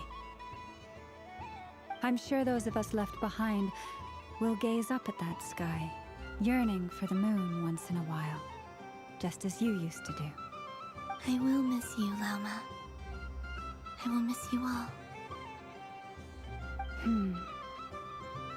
I hope to stay in touch. I will try and find some way to send messages down from the moon. Perhaps you could use Kuvaki. I've heard Yehoda say that signals can be sent using long and short waves, or strong and weak lights. That sounds a little complicated. What if we forget what the signals mean? We could prepare a codebook beforehand, but... You're right. It wouldn't really suit you. Still, whatever happens, I believe that you will find your own unique way of communicating with us. And now that I think about that, my heart feels lighter.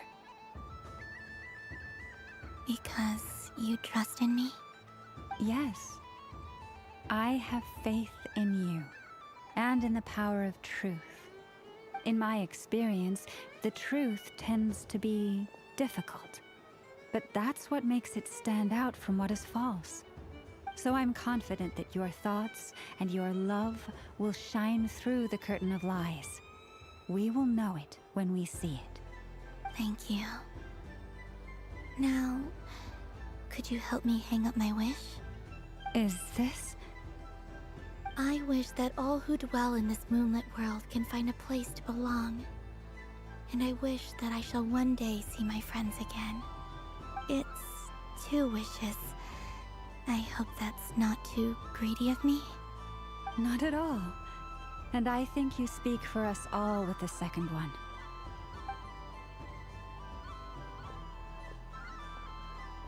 I shall continue to pray until the day that all of these wishes come true.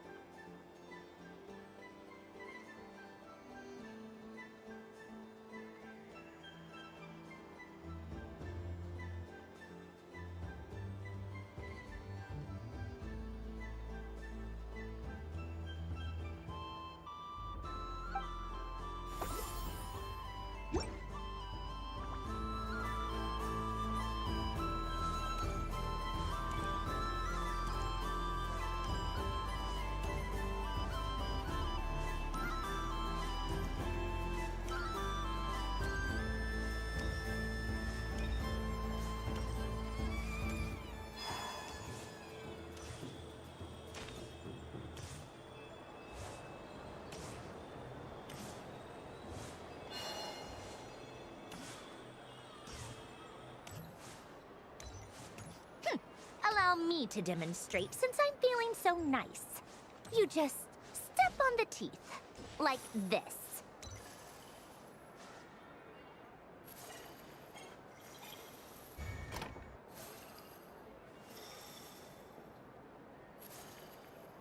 Which should I pick?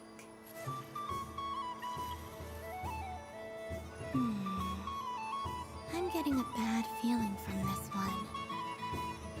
Sensing Kuvaki doesn't count as cheating, right? Your turn, Sandrone.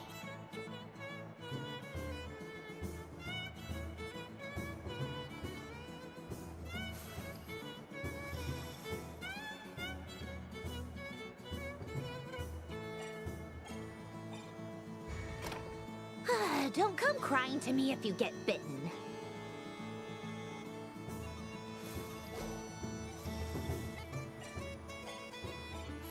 There are less and less teeth remaining.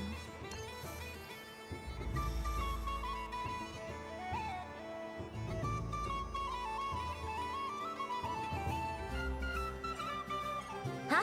What's that noise?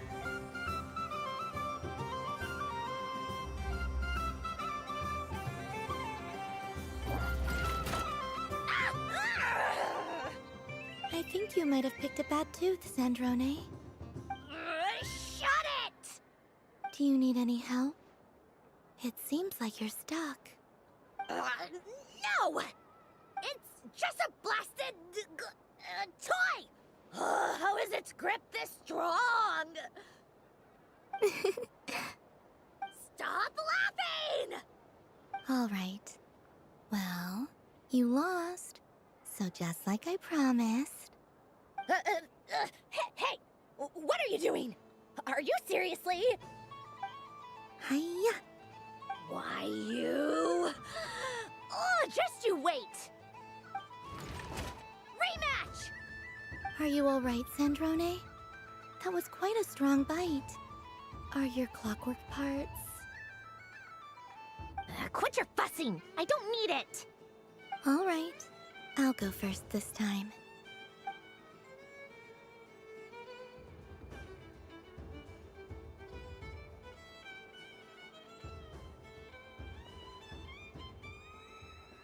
I see it now. She can sense which teeth are rigged. So I just need to avoid the same ones that she does.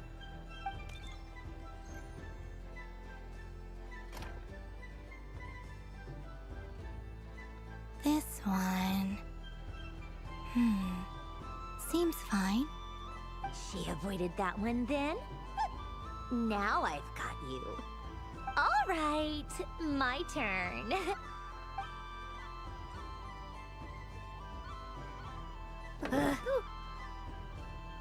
What? Looks like you lost again, Sandrone. Wait! There's more than one bad tooth! Bonk.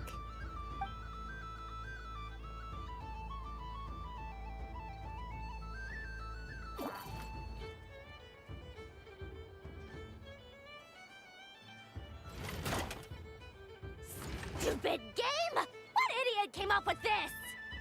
Are you all right, Sandrone? You said some nasty things just now. Oh, I'm peachy. Should I let you bonk me on the head as well? Ah, forget it! Come on, bonk away. It can be your consolation prize for losing so badly. I told you, forget it! Gah, you've always been so annoying. Singing right outside my door, inviting yourself to my tea parties, going AWOL. And now you're off to the moon or something. Of all my days with the Fatui, the times I spent with you, Arlecchino, and Rosaline, they were my favorite. I will not forget them. Just as I shall not forget this moment. We'll always be friends, no matter where we are, right? Who'd want to be your...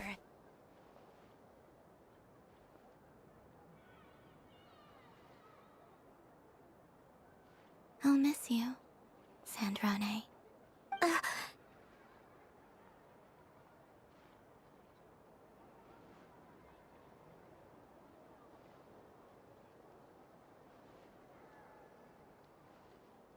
Goodbye, Sandrone.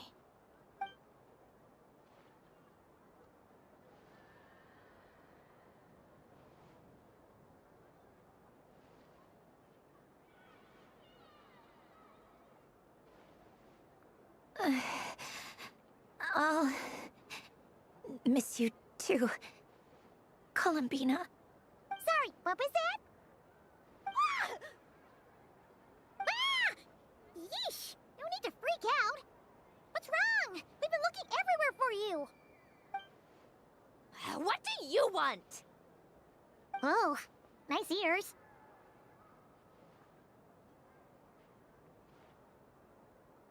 What do you want? This! Huh? It's your turn to draw something. You're one of her friends too, aren't you?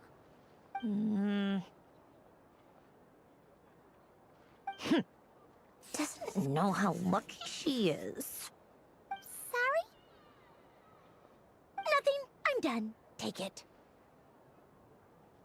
Oh, that was fast. Oh, and one more thing.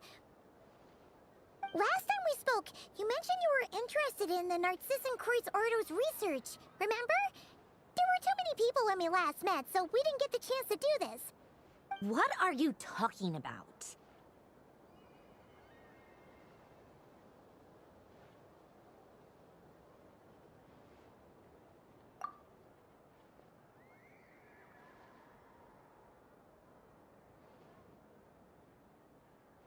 This is... Oh. Alan, Renee, and Marianne.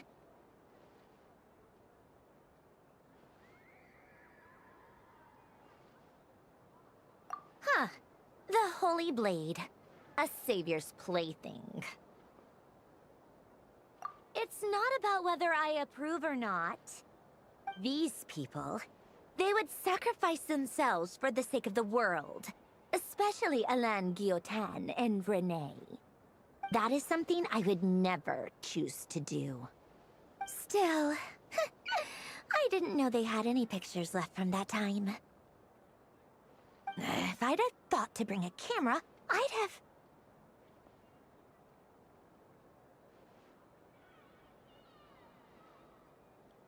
What?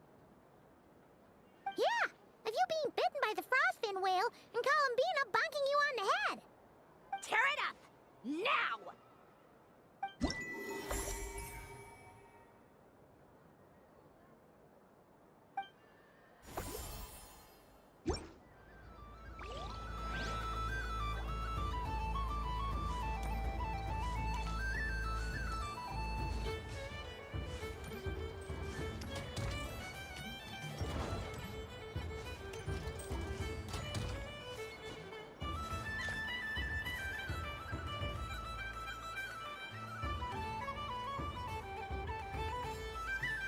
Doesn't make any sense. How am I losing every single time? Wait, Inefa, you're cheating, aren't you? Yeah, that must be it. I am not cheating, I know. Uh-oh, sounds like Inefa's turning into a big baloney bot. I think it's time for some serious maintenance. Moon Goddess, help me. Miss Columbina, I know, is attempting to cheat. I'm not the cheater! You're the cheater! How dare you throw it back at me?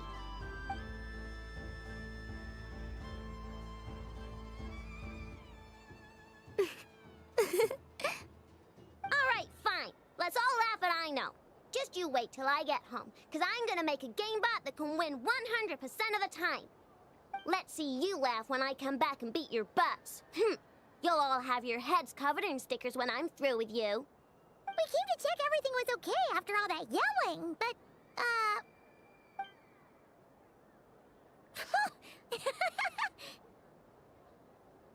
Whatever it is, it sounds like cheating is allowed. Kuhenki concentration. Each player starts with differently colored Kuhenki. Each round, they draw one Kuhenki from their opponent. When a player has two Kuhenki of the same color, they make a pair and can be discarded. Any that can't form a pair must be kept. The round ends when a player can't form any more Kuhenki pairs, and that player gets a sticker.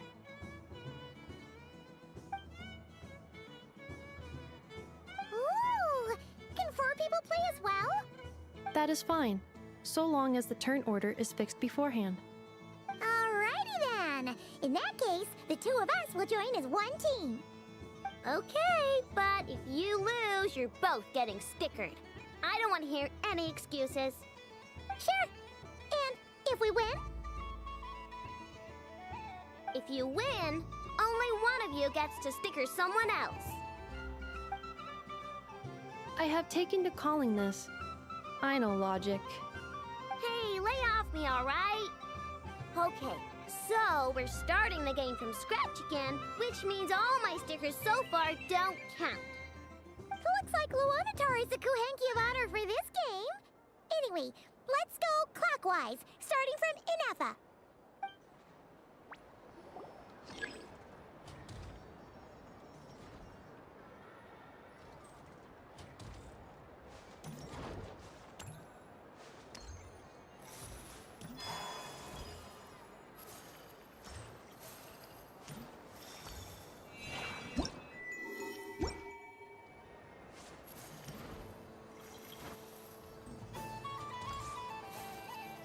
Nice! That's a pair!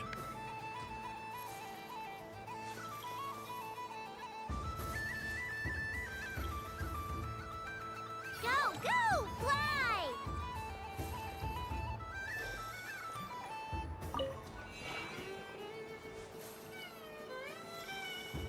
Go on.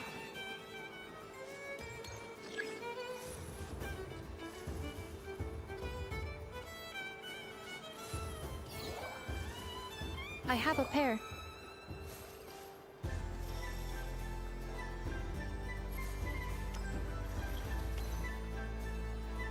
Uh-oh! We gotta pick up the pace!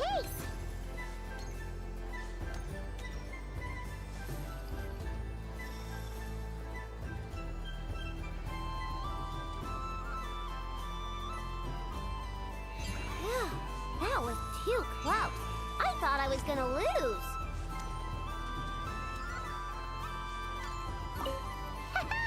Let's see who's gonna be the unlucky one!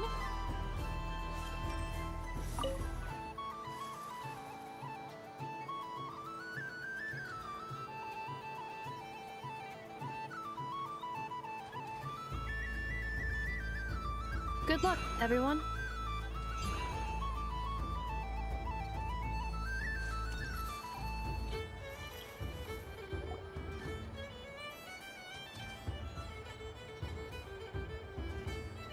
Let me pick a good one. What's it gonna be? You're looking very pleased with yourself there. What happened to being a huge Grumposaurus?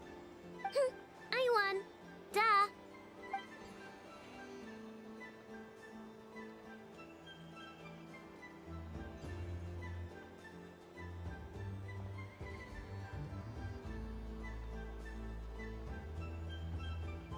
Oh, me again? Don't fidget too much, Aino, or the sticker's going to fall off. I don't care. If it falls off, it falls off. If a pair of Kuhenki get discarded, why not a pair of stickers? Huh? Huh?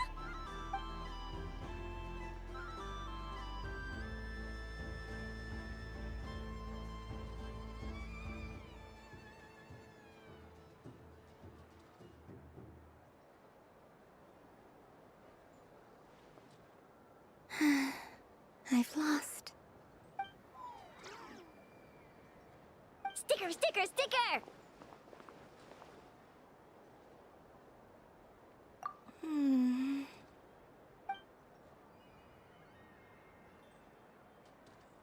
Cute! You think so? Shame. I can't see it for myself.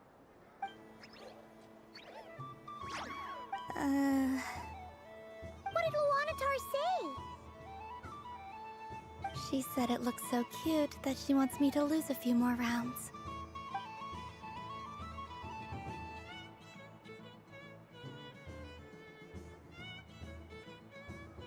Who put these stickers on Paimon's eyebrows? Ugh, she can barely see!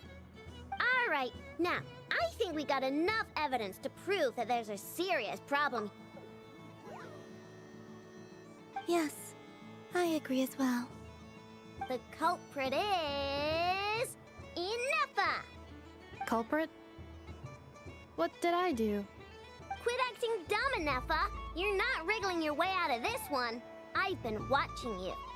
Not only did you remember whose side Luanatar started at, but every time someone drew a Kuhenki, You were logging it and calculating every last possibility. Which Kuhenki pairs were gone, who had what color Kuhenki in their hand, even our facial expressions. You were keeping track of it the entire time. Exactly! Why I no said?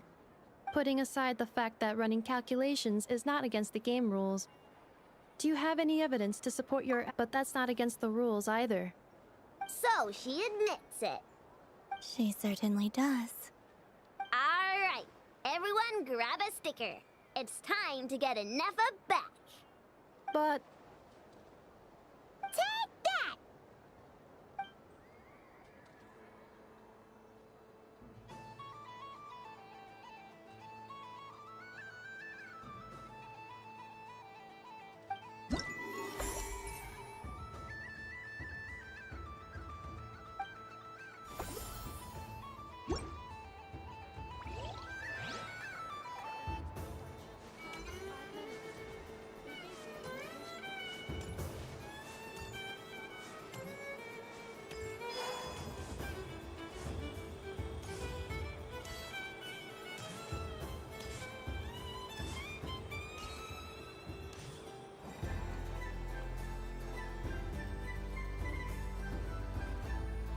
What is going on over here? It looks like fun. Hold it right there! You can't run away from me, Moon Goddess. Hmm? Are you talking to me? Of course. Do you see anyone else here dressed up as the Moon Goddess besides me and you? Hey, come on! Call me by my title. Happy Moon Prayer Night, Moon Goddess. And the same to you. Anyway, there's no time to waste. Get ready for the duel of a lifetime. Duel? Meet my partner, Stacko. Come on out, Stacko. Well, don't just stand there. Let's see your partner.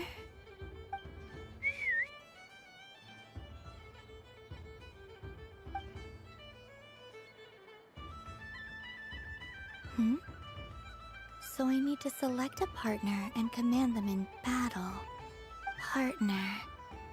I need a partner.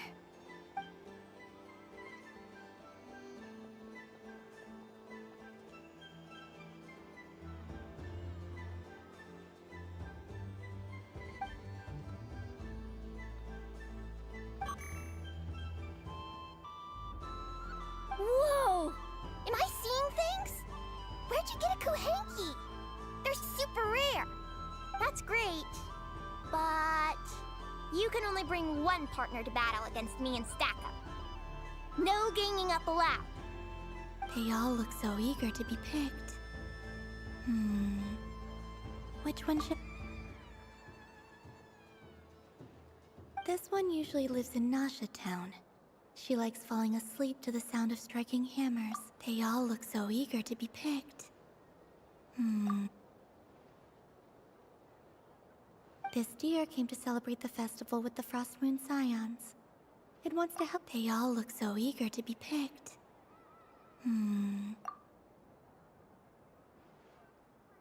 This deer came to celebrate the festival with the Frost Moon Scions. It wants to help me with its antlers. They are its pride and joy. They all look so eager to be picked.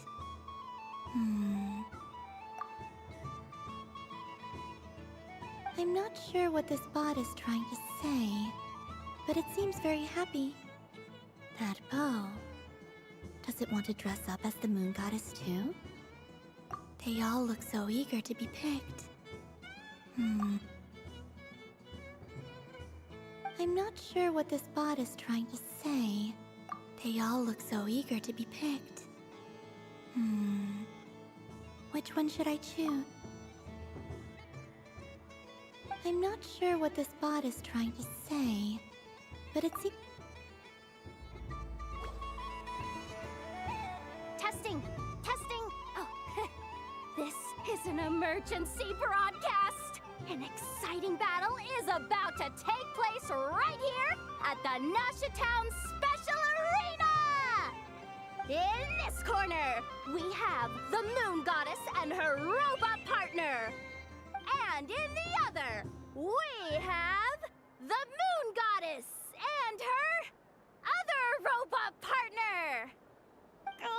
This announcer stuff is harder than I thought. Why does everything I say sound so dumb? If I could cringe any harder, I'd fold in on myself. Only one Moon Goddess can be victorious in this ultimate battle of destiny! But who will it be? There's only one way to find out! Now, without further ado, let the Battle of the Moons begin! I don't care who we're up against. Stacko and I ain't gonna lose.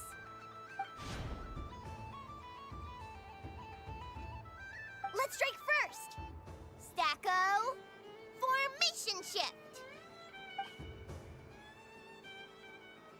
Ho ho ho! The robot has kicked things off with a change of formation. But how will this affect the battle? Nobody knows! Cautious play from the opposing team! This Moon Goddess has come prepared! Where will it go from here? Okay then. Stacko, maintain formation and enter your empowered state. Empowered state! There we go! Now we're talking!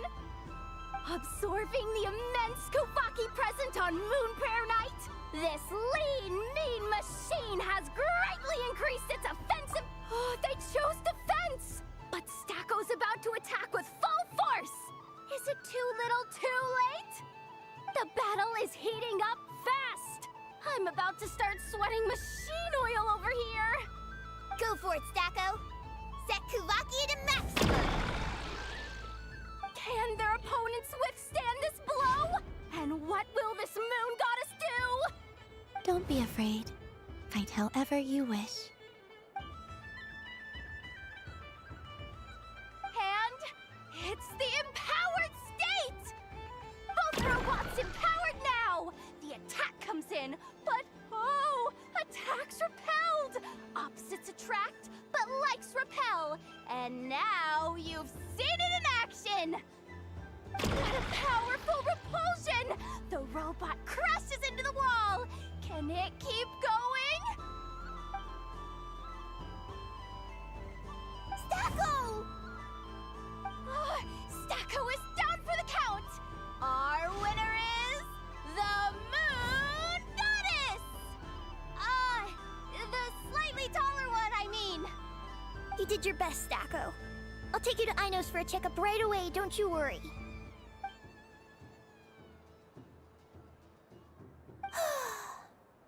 Well, you beat me fair and square, I guess. Honestly, I underestimated you. Won't make that mistake again. I think my partner deserves most of the credit. Just you wait. When I'm a little bit older, I'm gonna come back a whole lot stronger. Be ready for a rematch.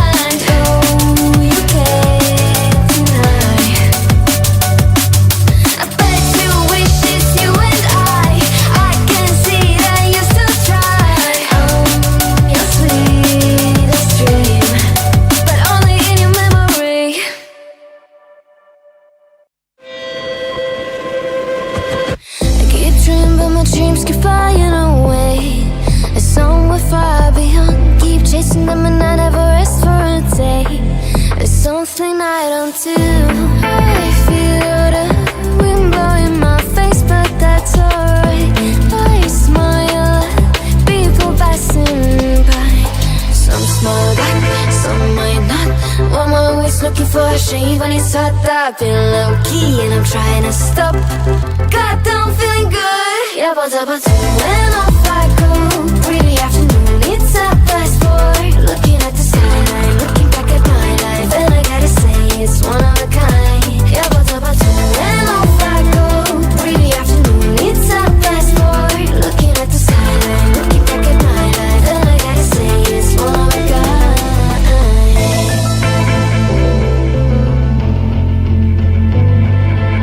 It's been a while since I ran into you on a street. I wonder if you moved. Hope everything is going amazing for you, and you're not feeling blue. I feel the rain pour down my face, but that's alright. I smile at people passing by. Some smile back, some might not. I'm always looking for a shade when it's hot. I've been low key and I'm trying to stop. Goddamn, feeling good. Yeah, but when off I go. Really afternoon, it's a fast forward. Looking at the skyline, looking back at my life, and I gotta say it's one of a kind. Yeah, but when off I go.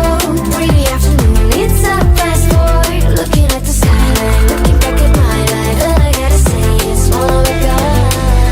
I slip to the right, bind it to the left. I slip to the right, bind it to the left. I slip to the right, bind it to the left. I slip to the right. Goddamn, feeling good. Yeah, but when off I go. Really afternoon, it's a fast forward. Looking at the skyline, looking back at my life, and I gotta say it's one of a kind. Yeah, but when off I go. Really afternoon, it's a fast forward. Looking at the skyline, looking back at my life, and I gotta say it's one of a kind. Every day I want your touch, and every way I can't give it up. Anything just to feel the rush. This just ain't enough. Oh, will you be my ride or die? Oh, we can do this every night. Oh, will you be my ride or die? Will you be my ride or die? We can do this every night.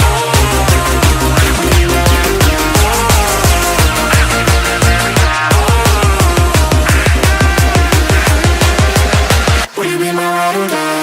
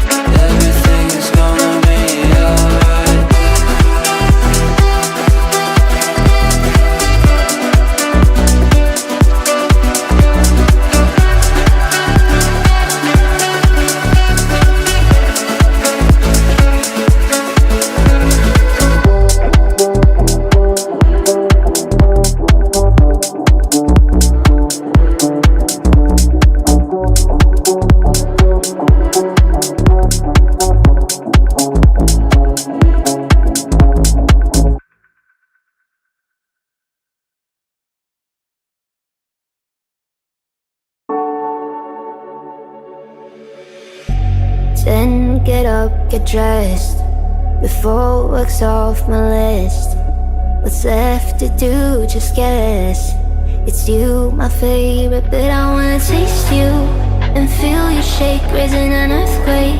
Can't push the brakes when a rush hits. We're going in, we're going in. You keep me biting my cheek, year after year. Only gets better, I'm weak in the knees. We hit the sheets, you on my lips, I'm feeling the heat. That's all I need.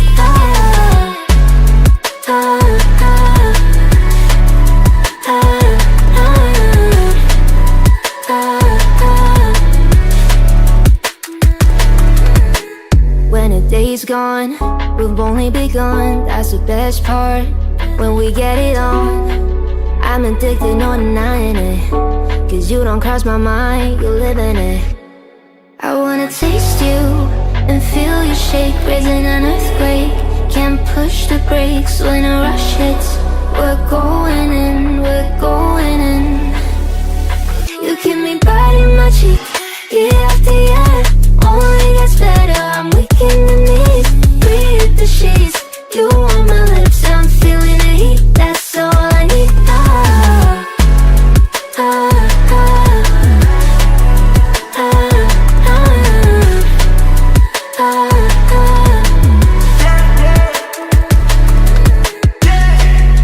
I'm about to get 30. Your last one made you 30. Now you get yourself a freaky little dude.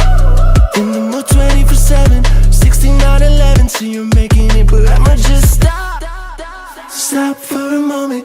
Do you really think that I'ma fuck you while I'm sober? I'm not. Taking Uber to your hotel, eating like a local, but you're calling back while I shut down. You keep me biting my cheek, year after year. Only gets better, I'm weak in the knees. We hit the sheets, you on my lips, I'm feeling the heat. That's all I need.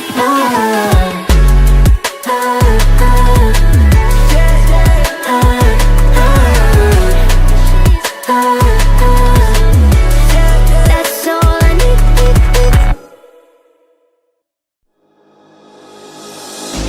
Thought that you should know I've been going solo. Want my love, baby, earn it. Yeah, dancing on my own. See if you can follow. Got me feeling alive. Watch me go, lose control. Is this real? All I feel. Freak my signs. Every time, let's be real, be real, be real. I do what I want.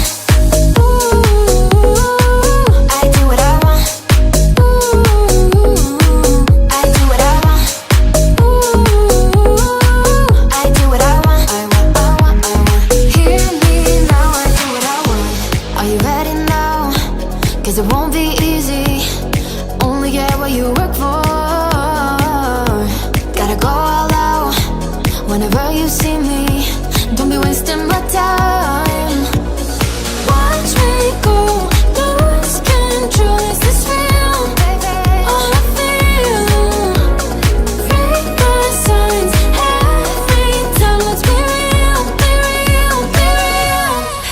I do what I want.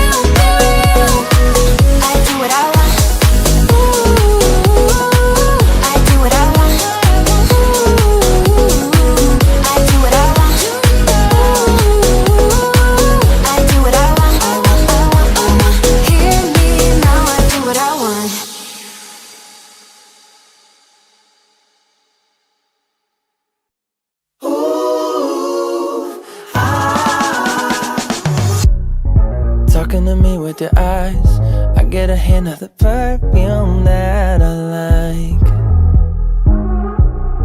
Wear it like a disguise, I come around with the perfect alibi.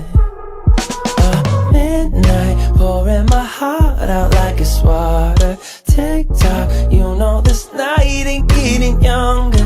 Feels like chasing a star up and down in the sky. I can't get enough of sweet.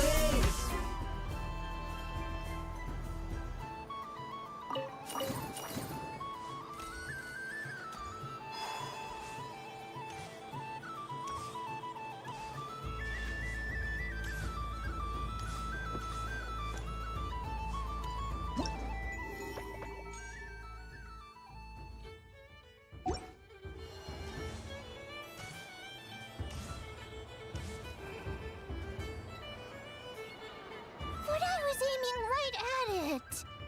Aw, what a pity. I saw it with my own eyes. You were so close. So very close. That's not true. It dodged out of the way right as I was about to snag it. I'm sorry? You heard me. This paper frog can move. I swear. Dear, oh dear, what are you saying? How could a paper frog move? Unless you believe there really is magic in this world. Even if I, the mere humble merchant that I am, knew such magic, surely I would not use it on a paper frog. I'd sooner give Mora legs, so it could walk right into my purse. My dear, dear customer, why not have one more try? This time I'll give you 12% off, a very generous discount for one of my most regular customers. Just think about how much experience you have under your belt now. You're sure to win the next one. Darn. I used up all my coins. I'll be right back. Just gonna fetch some more from my house.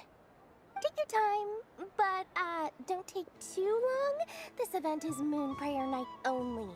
Miss it, and you'll have to wait a whole year before I'm back. Next customer, please. Welcome.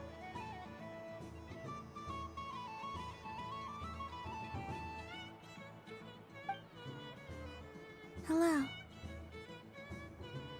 Whoa, what's this big one doing over here? How do I tell my employees not to go running around this time? Shooting them a glance won't work. I haven't known them long enough. Dory? Why, hello there, Miss Columbina.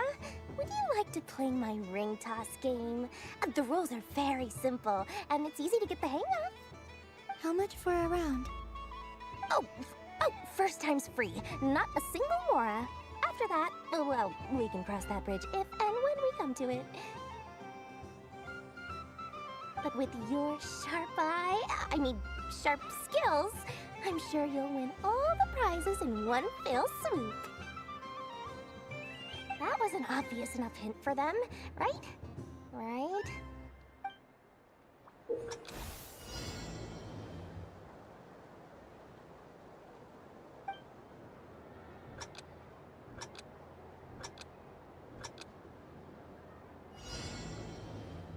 Here comes the ring! Oh, Peanuts.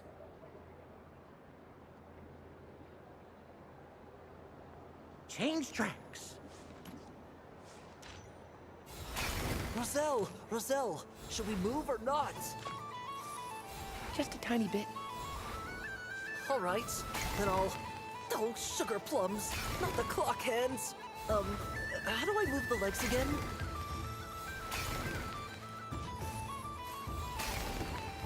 Stop it! Stop dodging! Ugh.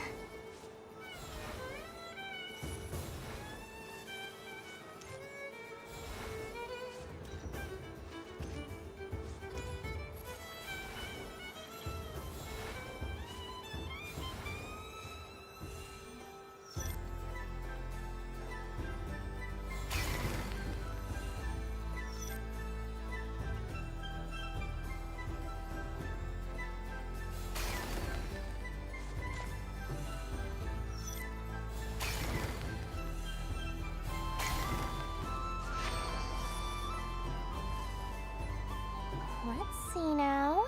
Let's see. Wow, very good. That's the highest score we've had all night. And here's your prize. Now, how about another round? As for the cost... Happy Moon Prayer Night, Miss Columbina. Happy Moon Prayer Night, Durin and Hat Guy. Are you here to play the game? Yes.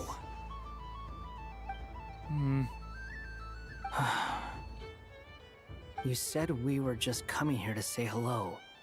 I did, but then I recognized a few more people as I got closer. Do my eyes deceive me? Is that... It's our little dragon! He's all grown up! Someone's popular. Well now, since you came all this way, why don't you try out this lovely game we have going? First try is free! He'll have a go. I'll pass. It's only one free try per customer. You can't give your try to him. I'm aware. How has Elder Almond been lately? He's in great shape. He goes for a run in the forest every morning to stay fit and healthy. He tried to go boat racing with Firecracker a while back, but he couldn't even make it onto the Lotus Leaf. Firecracker was in fits of laughter. How about you, little dragon? Can you still fly? Yes, I can. But you've become less chatty. Has growing up been tough on you? We call that maturity. You know, the thing people sing about. The knight wields a sword of stone to defend those hearts that are made of gold. Stone is very heavy. That's what keeps him from talking too much. That's awesome! I want to be a knight when I grow up too. Ring, here I come!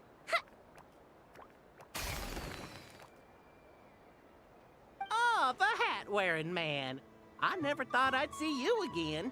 You seem more determined than when I saw you last on the train. If you say so. Oh, I do say so. The people you once helped see it clearly. It's because you are once again on the right track. May the engine in our hearts propel us to the station of our dreams. I can move! I can move now, Roselle! What are they doing? Running into the rings like that? You got them all so quickly! I have never seen anything like this in all my travels! Is this guy actually an old friend of theirs? But how? They're origami animals and clockwork people from a fairy tale! Getting to know them would be quite an arduous task, unless they share a hometown? I have to get to the bottom of this. Next time I see the Great Mage Alice, I shall demand answers. Thank you, Dory. I had a lot of fun. Now for your prize. Where did I put it? Give me a moment to dig it out. Oh, sweet grand prize. How I wish I didn't have to let you go. Good thing I've already turned a profit from the customers earlier in the night. Otherwise, I'd have wasted all my hard work. Okay, I'm back. What? I leave for 2 seconds and someone's already claimed the grand prize? Oh, well, these things happen, you know? Perhaps you'd be interested in one of the other prizes instead. We've got all kinds of wonderful goodies here. Is this the thing you wanted? Here, you can have it. Huh? But... Don't worry about it. It will be happier with you. Oh, thanks so much, Miss. Moon Goddess. Oh, goodness gracious, Columbina. Give me strength. How am I supposed to make any more money from this child at this rate? Daddy, look! That's the game I was telling you about! Forget it. She is the Moon Goddess after all. I'll think of some other way to sling this.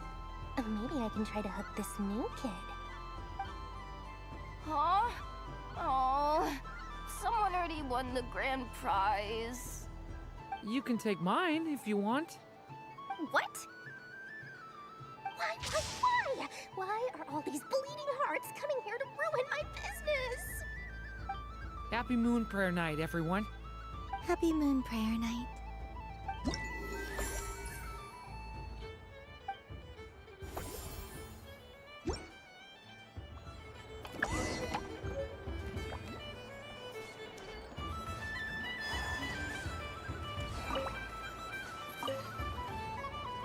Traveler. Hey there, Columbina! Are you done checking out the festive amusements already? Are you sure you don't want to look around some more? You might not get another opportunity like this for a while. Right now, what I'd like to do is... You're right. I'm not ready for this night to end just yet. Yeah, that's the spirit! Take your time, Columbina. The most important thing is to have no regrets. I'll be right here if you need us. Okay. Thank you.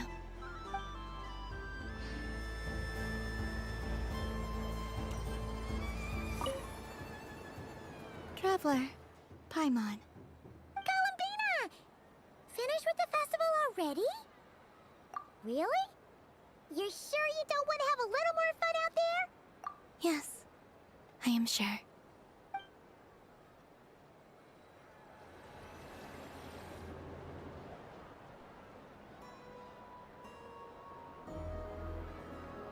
This was the most fun I've ever had on a moon prayer night. Everywhere I went, people were saying, "Welcome home," and there were friends at every turn. I only wish it could last longer than one night. Oh. Yes, you're right. The moon prayer blossoms. Ooh, look! Look! Moon Prayer Night has come.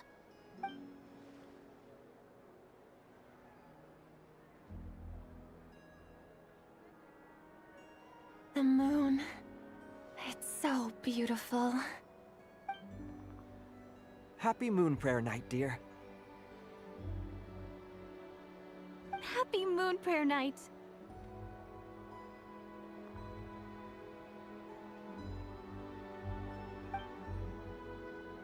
Happy Moon Prayer Night.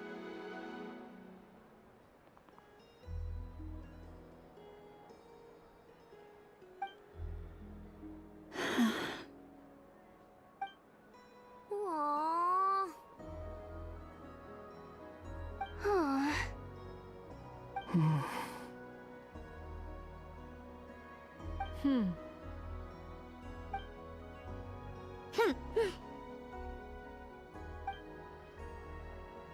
Time flies when you're having fun.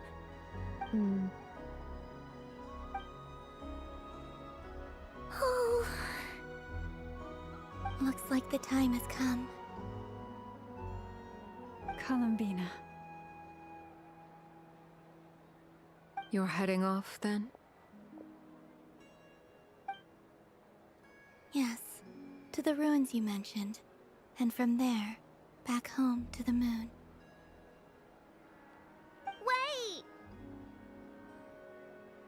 I know? At least... Take one of our craft shop's crumb cookies up to the moon with you. You know, for a snack. Sure. Why not? The Curatorium of Secrets believes in proper farewells. No story should be left without a satisfactory endnote. Never. Farewells are an important affair for the Ratniki, too. We never know when we might meet again. Haha! And here I thought grand farewells wouldn't suit tonight's mood. But I suppose friendly passion is not to be stopped, eh?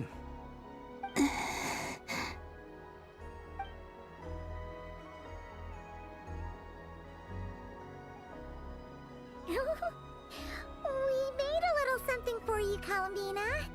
Ta-da!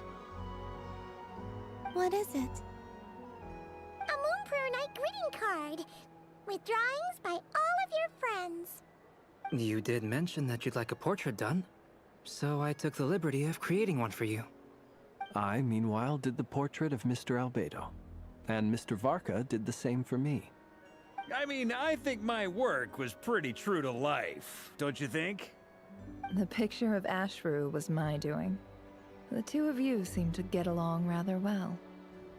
Wait, was I the only one who did a full-body picture? That's so embarrassing. I did pictures of me and Anefa. I did my own portrait and one for Hat Guy. Plus, there's the two mages, Arlecchino and Sandrone.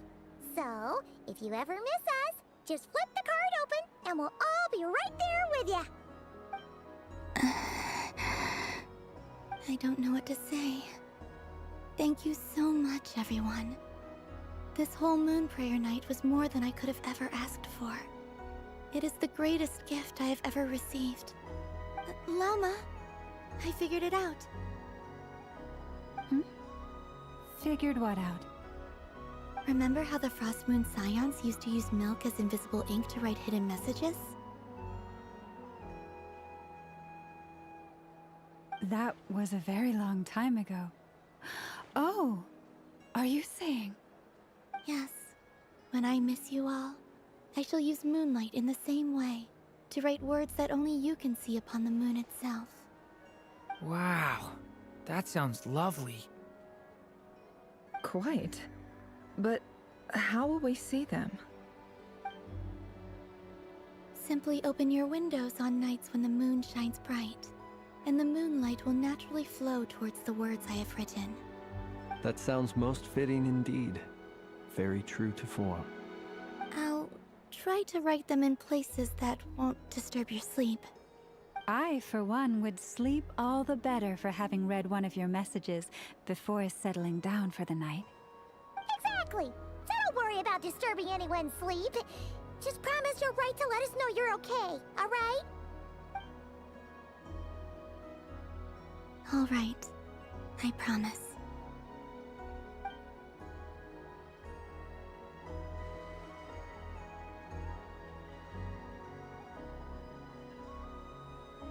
In that case, Columbina? I'm ready.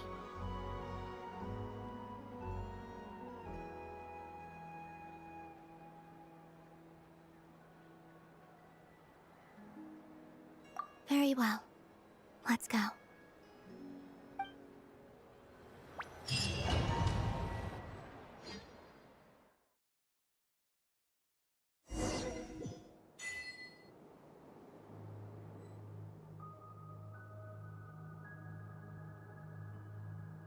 In just a few moments, I will be gone. I still don't know what to expect on the moon. Will I really be able to send messages to my friends? The Kuhenki, the animals of Not Cry.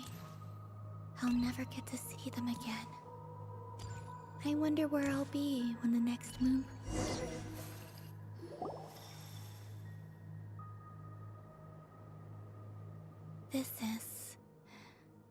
This is where the people of Hyperborea used to communicate with the moons.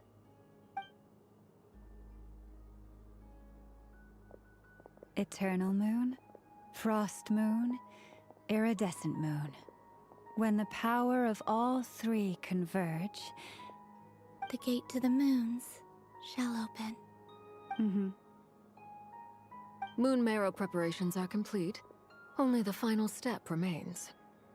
I'm sure Nasha Town is livelier than ever at this moment.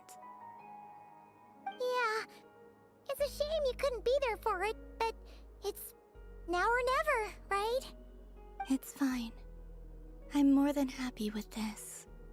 My last piece of luggage. My only piece of luggage.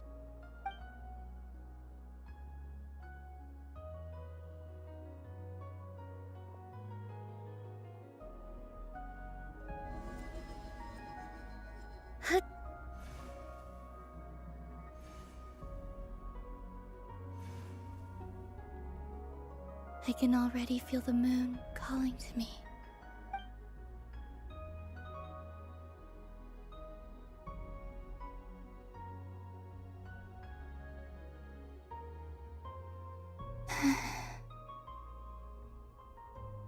Your home lies on the far side of this light, Columbina.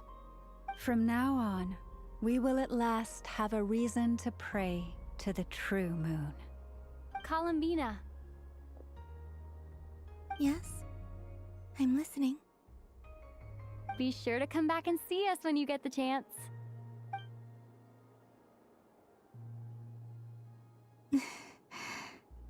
Of course. But if that chance doesn't come, then remember that you have friends on this planet. People who will miss Columbina. Yes, I will. Thank you for everything you've done for me. And remember, come night or day, the moonlight shall always connect us. Well then, farewell, my friends.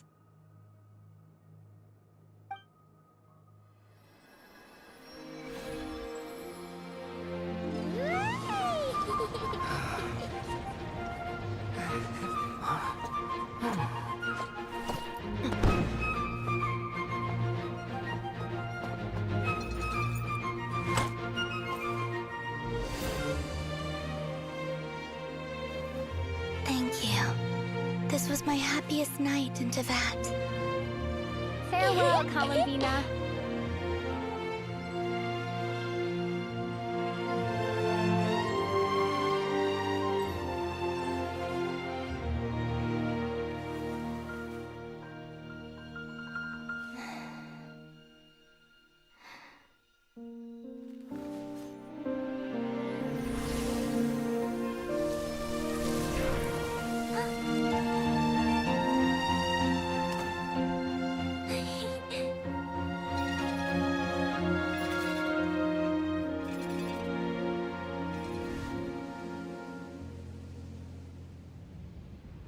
The moon really is closer than ever tonight.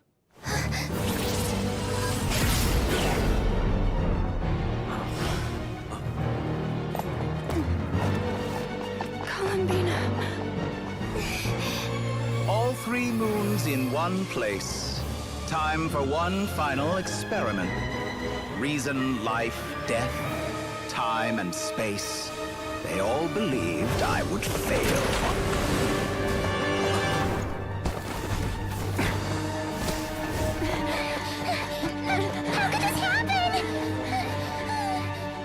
But Teyvat's primordial power never did belong to the throne of heaven. And now, they are mine.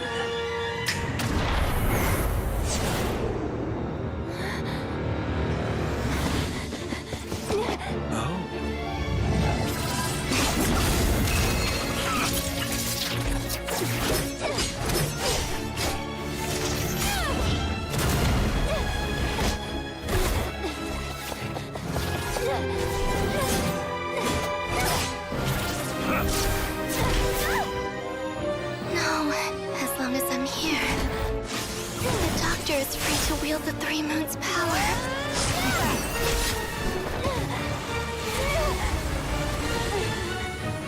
It's the only way.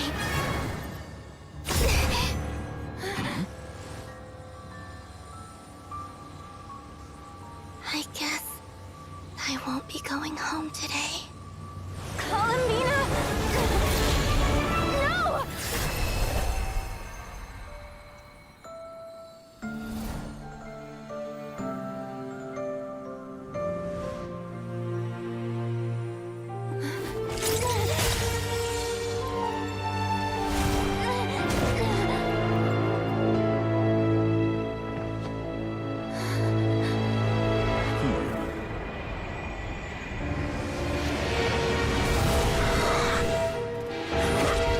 Stubborn world, do not try to control me.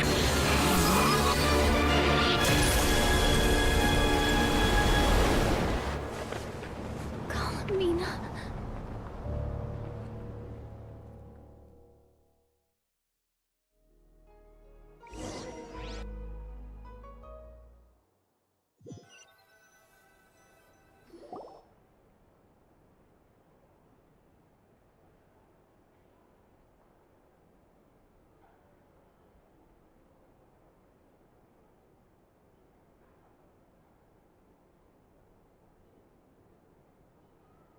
Are you all right? Do your wounds still hurt? I had someone prepare a little medicine that could prove effective. Take it if you need to. In that case, let me relate the contents of the call we made to Alice after the incident occurred. That Dottore is a crafty one. He distracted the Hexenzirkel by creating a huge fuss at Tevat's borders. I'd assumed that the cause was an abyssal intrusion from the outside world, which in fairness is a rather common occurrence. But after learning that you managed to influence the phantoms in Nordcry, I realized that perhaps this interference could have come from within Tevat instead. But we weren't able to change their fates. True, you couldn't change how their stories ended, but you did build some variables around yourself. Variables? Yes, things you heard that you could not otherwise have learned, ideas that would otherwise have never crossed your mind. All these things are variables. Of course, most variables usually pale into insignificance with the myriad of possibilities floating around. But the moment you start treating them as building blocks and intentionally stacking them, that changes things. That's what Dottore did, and it's how he created the necessary conditions so that when you activated the portal tonight, it played right into his plan. However, we have no way of knowing exactly what he did. Yeah, we also need to ascertain Columbina's status. And that about sums it up. As I suspected, Dottore has disappeared completely. If it's any consolation, he wasn't able to control Columbina as he might have wished to.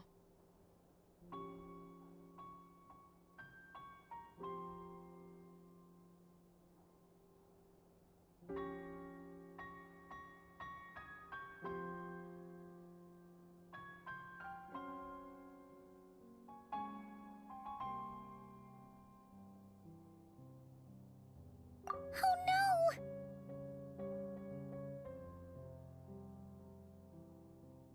What? She did what? All we saw was Dottore appeared and used some kind of power. The next thing we knew, he and Columbina were gone and you were falling into the sea.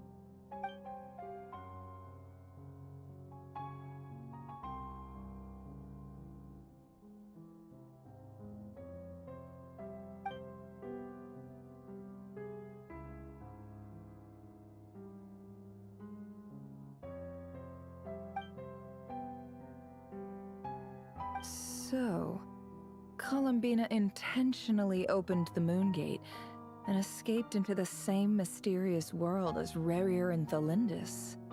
Sounds like bad news.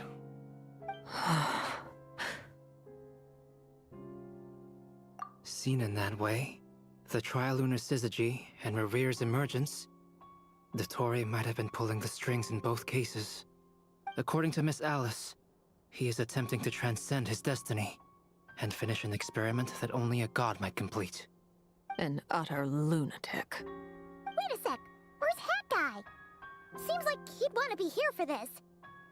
He took off with a Dodo communication device after we spoke to Alice. He said he had a hunch that he wanted to investigate by himself. The look on his face was terrifying. I've never seen him like that before.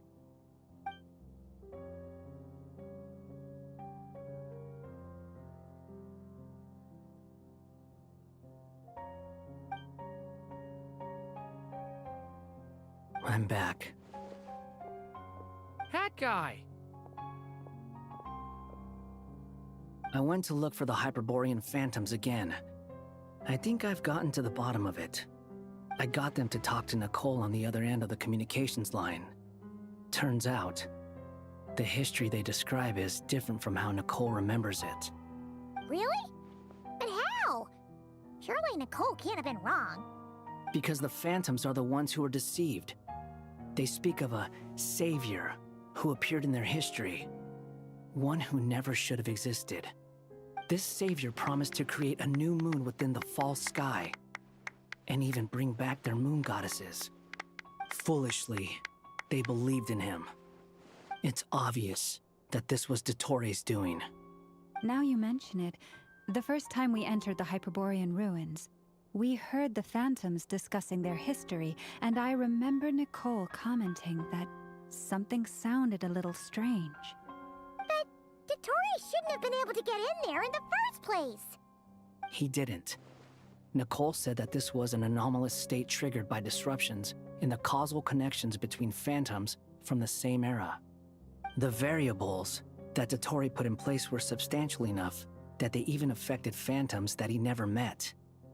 So it's not that their memories were unclear. They'd been tampered with. That's exactly the possibility Dottore was trying to manufacture. He turned these variables into knowledge and engineered the situation so all that knowledge would fall into his hands. Then, he harnessed that knowledge on Moon Prayer Night to truly create a false moon. How is that even possible? To be precise, he exploited a weakness in the way the spell works. The spell senses Kuvaki to detect the moon's location. So, as long as the false moon more strongly resembled the moon than the frost moon beyond the skies, the gate would teleport Columbina to the false moon's location. In other words, to Dottore's side. Once he had her under control, the teleportation spell remained active, and he manipulated her power to seize both moon marrows. At that moment, the moon marrows disappeared right before our eyes. It was already too late, even as we were leaving the ruins. By then, Dottore had already amassed the power of all 3 moons. So, where does that leave us?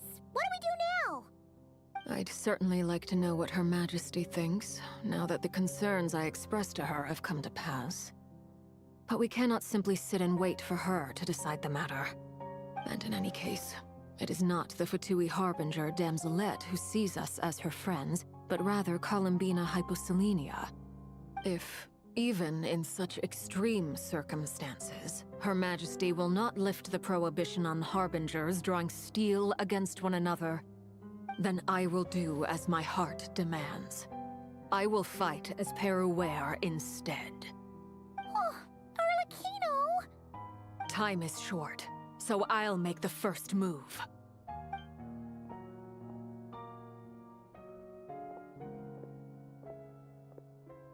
Whew. Even Arlecchino seems to be losing her cool now.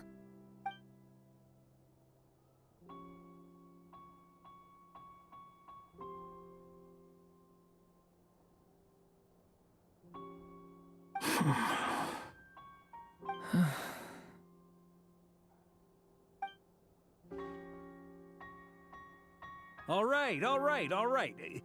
Lose those dejected looks for a moment and let me get a word in. It looks bad, I won't lie. Very bad, in fact. So Dottore's pulled some real dirty tricks to gain the upper hand. For now. And yeah, it's to the point where even the mages say that his variables have affected destiny. I'm not so sure, though. Many have told me that Tevat's destiny is fixed, and that does appear to be the case. Well, what makes Dottore so sure he'll be the exception? And since he was able to stack these variables up, who's to say we can't do the same? You of all people should not be discouraged, traveler from afar. This isn't over yet. And you're not alone in that. Everyone here does, whether they've spoken thus far or not. But none of us are the type to sit back and wait for the sun to shine again. That's exactly how a knight should roll. If they knock you down, you get back up and get back in it. Mark is right. This is far from over. Dottore's already way overdue a butt-kicking given his past shenanigans. And after this, he's earned himself a double dose. That's what I'm talking about. How's everyone else feeling? I'll use Kuvaki to investigate Columbina's whereabouts. I am not ready to give up either. Leave the intel gathering to me. Whatever happens within Nodcry's borders, when the Curatorium of Secrets wants to be in the know, we always find a way. Ano and I will do all we can to support you. We will attempt to reverse engineer Dotori's actions and seek a breakthrough that way. Alice and Nicole are busy dealing with an emergency at Tevat's borders, so they can't return just yet. But they're both very angry about this. They've asked Albedo and me to act on the Hexen Circle's behalf and do everything in our power to fight back against Dotori. Are you ready then? We're going to have to conduct a lot of research, even in the early stages. I'll do my best. As for me, I'm pretty familiar with Dotori's way of doing things, so I can try to predict his next move. I'll help with your investigation. Nice! Looks like we have our basic division of labor. I'll get in touch with Flints and Itlua, get them to have a chat with their Starshiner. It couldn't hurt to bring the Lightkeepers on board as well. At the same time, I'll pass on instructions to the Knights present in Nodcry to assist the Lightkeepers and other organizations in ensuring the safety of those living here.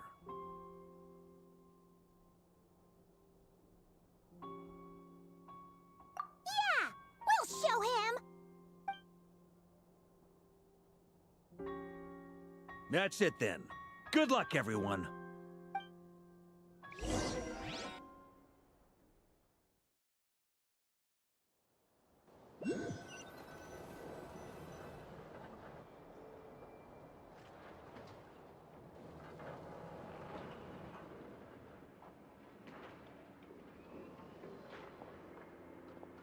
I never thought that Columbina would become my real name. It went from being a Fatui code name to something my friends call me. And remember, come night or day, the moonlight shall always connect us.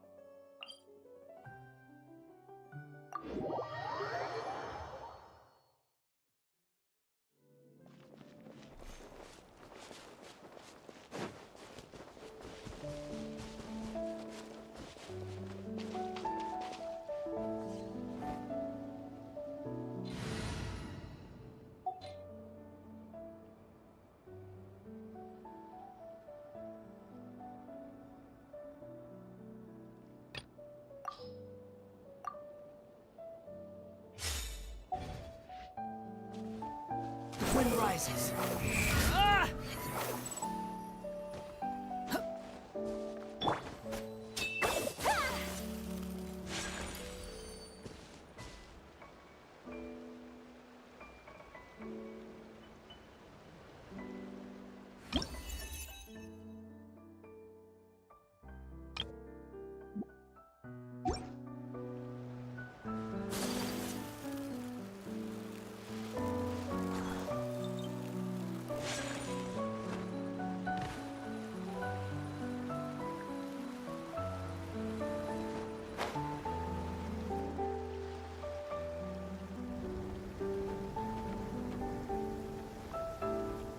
It's Durin!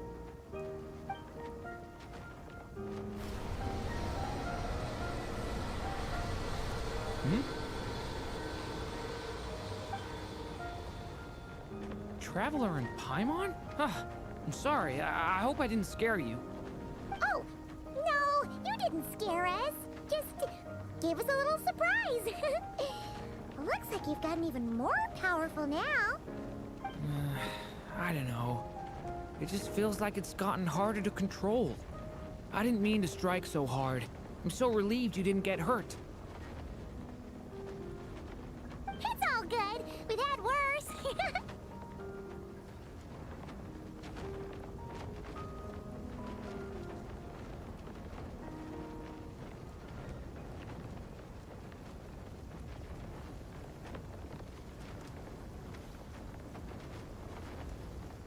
Ah, no, don't worry about that. It's been very stable ever since I got this body. Albedo made sure of that. What you saw just now is something that only started happening recently. Maybe I'm still acclimating or something. I'm sure it'll clear up over time. Anyway, what brings you here? Did you need something? Well... The day that the writer and the watcher crossed paths was the day that the magic known as storytelling was born. So, she asked us to come. Miss Alice? Oh, you too? I guess I really do need to work on my impression. Well, never mind that. It's been too long, Minnie Duran. And please, that's Aunt Alice to you. I have brought you and the Traveler together here for a very important purpose. It has to do with your mom. My mom? Indeed, fairy tale author extraordinaire, Anya Marie Andersdottir. See, I knew this would be right up your alley.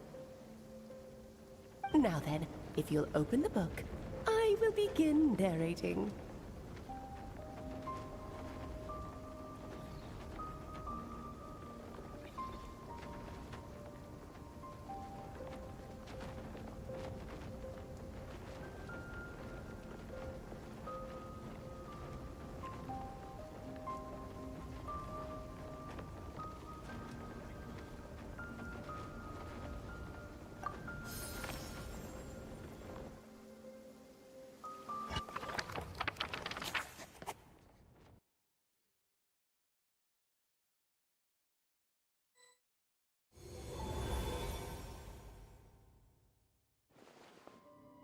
Whoa!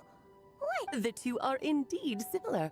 Both worlds were built using the same magic, after all.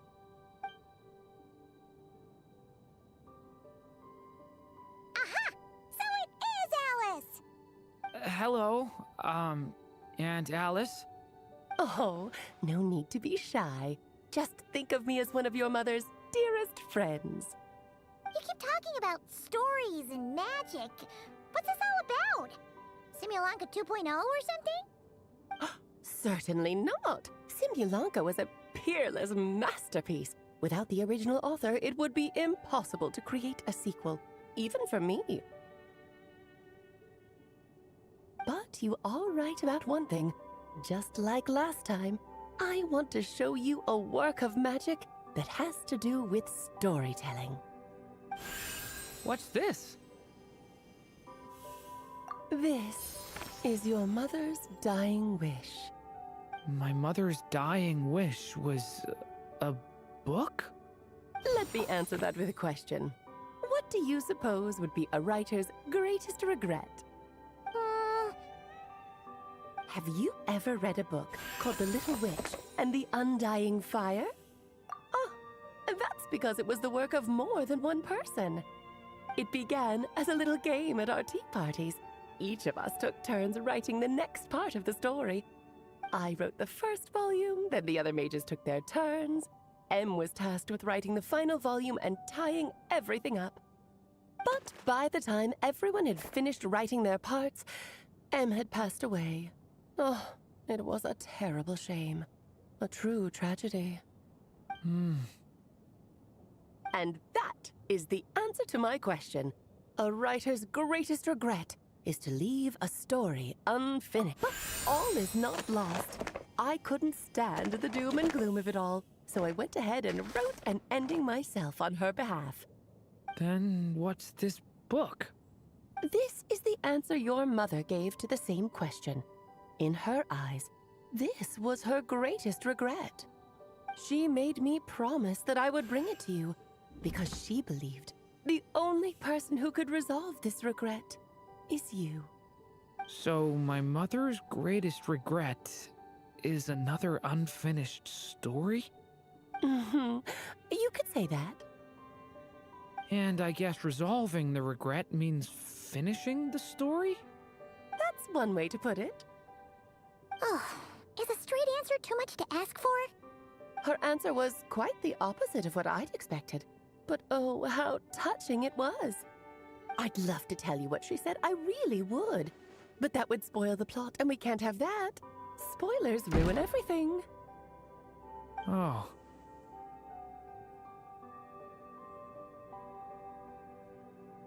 Just think of this task as giving a story a much-needed ending. All I ask is that you do your best. I understand. But I only just started learning human script, and I don't have any writing experience at all. Relax. Why else do you think your dear aunt went and found you two such wonderful helpers? With their experience, you'll have so many story ideas you won't know what to do with them. So don't be shy to ask lots of questions. Yeah. If it's to help Durin fulfill his mother's dying wish, then we're in. Aunt Alice, could I ask, what kind of story was my mother hoping to write? I had a feeling this might come up, but that answer isn't mine to give. You'll have to find it yourself, here inside this book. Don't worry. We'll help you come up with loads of ideas. Yeah, let's find a nice spot where we can settle in and read through this thing. We could even get some snacks, too. Oh, the actual process might not be quite the walk in the park you're imagining, Paimon. Why's that? Because when Em created this book, she borrowed my magic. In other words, it's not a book you can just pick up and read. It's a magical book. Its chapters are scattered through memories of the past.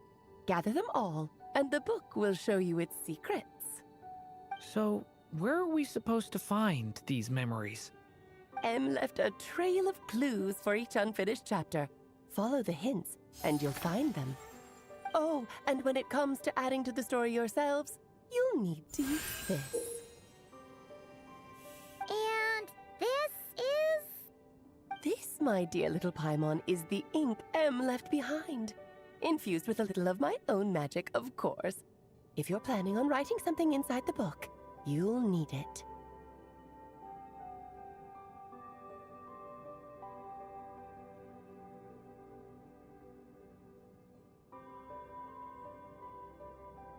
It's extremely precious, so be sure to use it sparingly. This is all that's left. So we need to search for the memories and keep an eye on how much ink we're using. It just had to be a wild goose chase, didn't it? Perhaps it's just another form of storytelling. Em was ever so creative when it came to things like that. Just think of it as a little challenge your mom left behind. Who knows? There could even be a mysterious prize at the end of it all.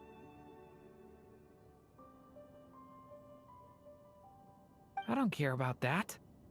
This was my mother's dying wish. Whatever it takes, I'll find a way.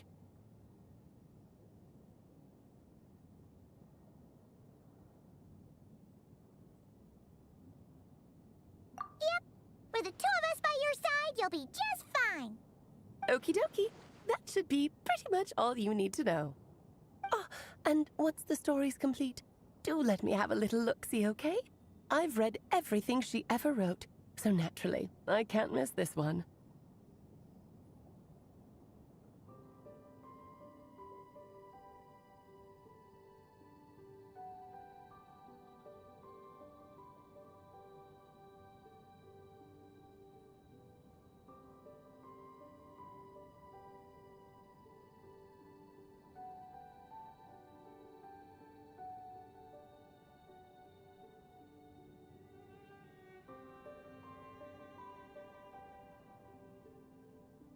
Yeah!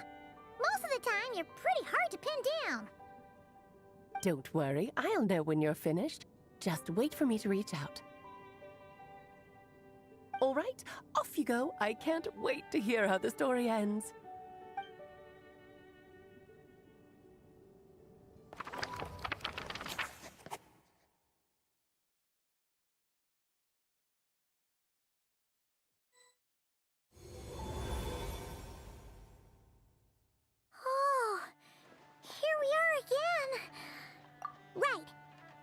mentioned we should be on the lookout for clues.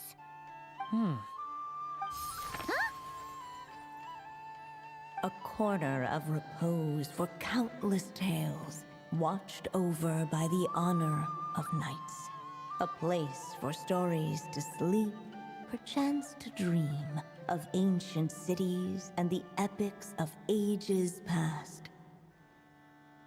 There, a witch once spent a sleepless night, and all to bring forth a story yet untold. Find the place I speak of, for it is where the seeds of this story lie. Was that a riddle? Where do you think this mysterious place could be?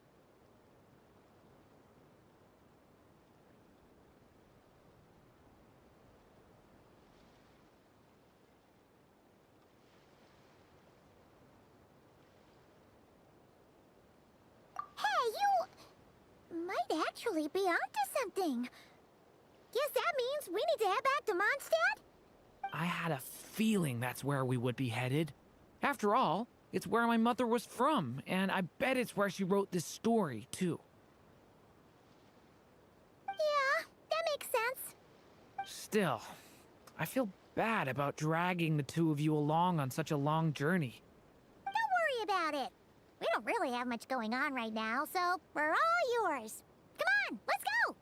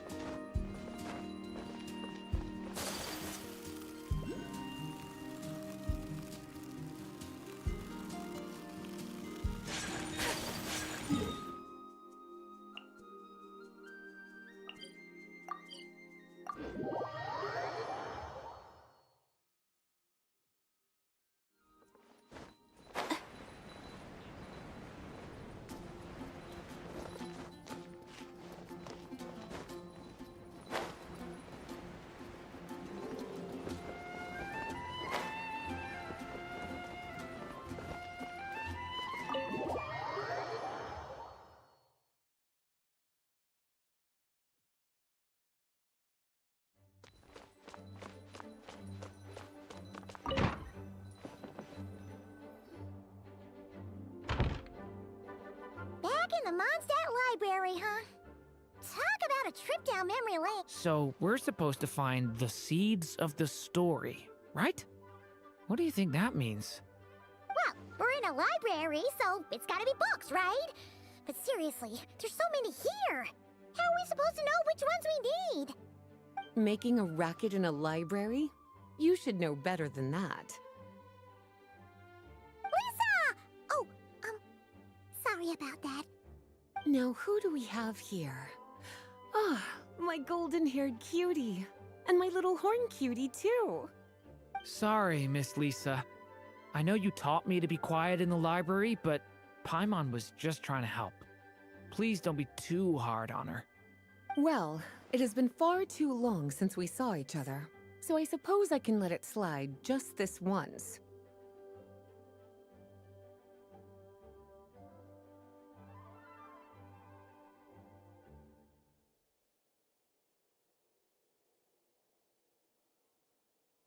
Back when he first arrived here, poor Jean wasn't sure what to do with him, so I stepped in to lend a hand.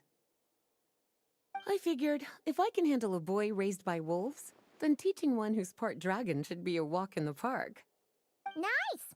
Sounds like Durin was welcomed with open arms. Why, of course. Now, let's save the reminiscing for another time. I'm sure you're here for a reason. Did you need to borrow some books? It's kind of hard to explain. Maybe you could take a look at this. Oh?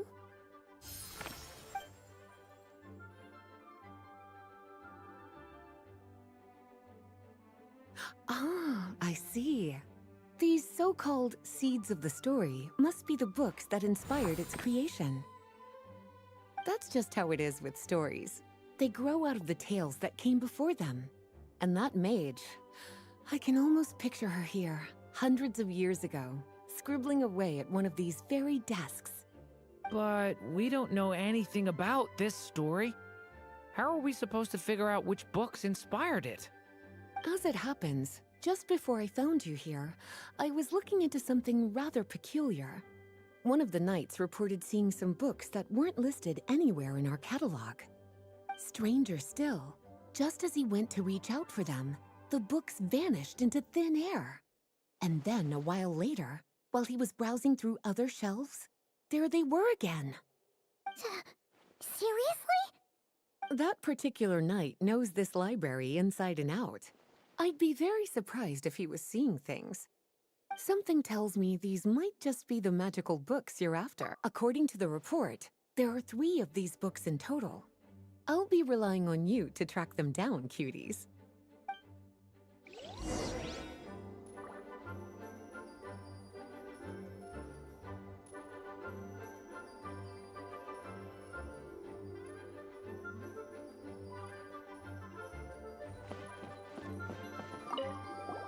Oh, wait!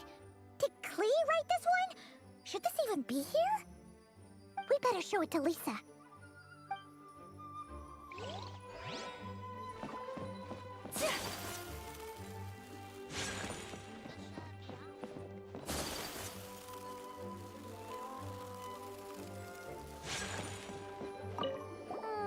It's one of M.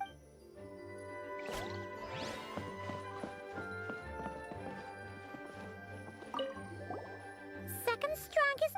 Wait, there's action. Huh? There's depth. An experiment. Well, there's something.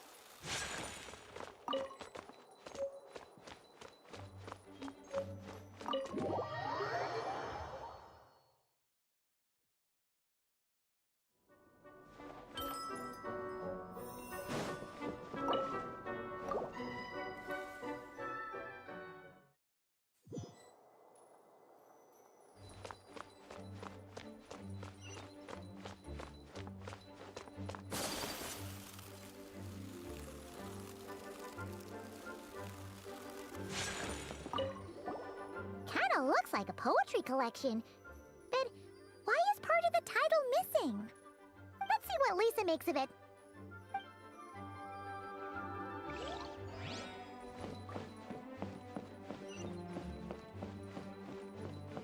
See, it's brought on the Well, did you manage to find them?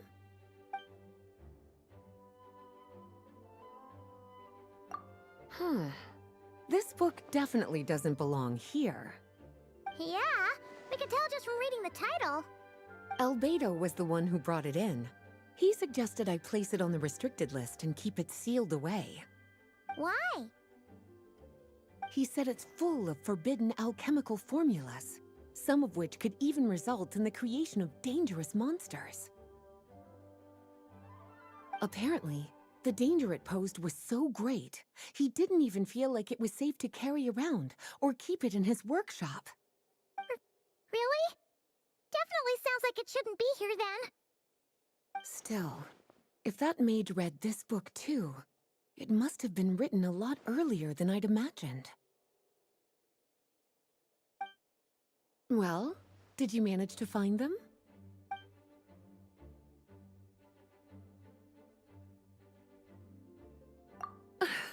Well, it definitely shouldn't be here. but I'd highly doubt it's one of the books you're looking for. Because this is something Klee wrote. It's a compilation of all the best fish blasting spots around Mondstadt, as well as the most convenient places to stash her new jumpy dumpties. Of course, there's no way she'd get away with keeping a book like that in her bag. And she'd be in big trouble if Jean were to find out. Not only would the book itself be confiscated, but she'd be looking at a whole day in solitary confinement at the very least. Somehow, she figured out that the best place to hide it was right here. No place like a forest for hiding trees, huh? Now, every time it gets confiscated, she just writes a new one and sneaks it back in.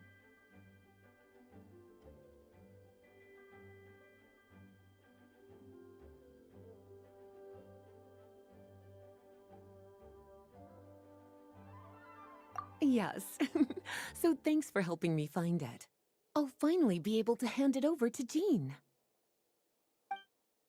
Well, did you manage to find them?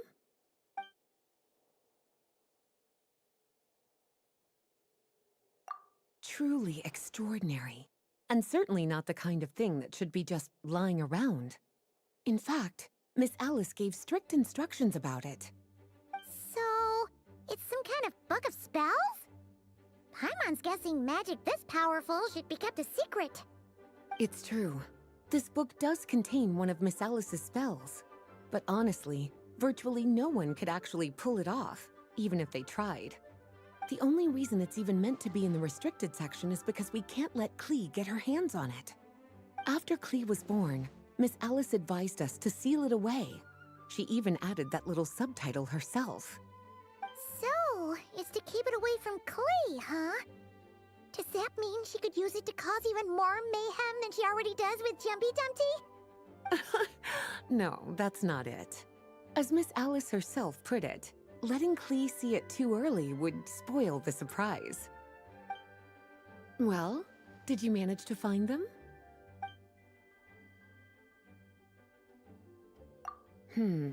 Seems like there's still some missing. Why don't you try checking the other shelves?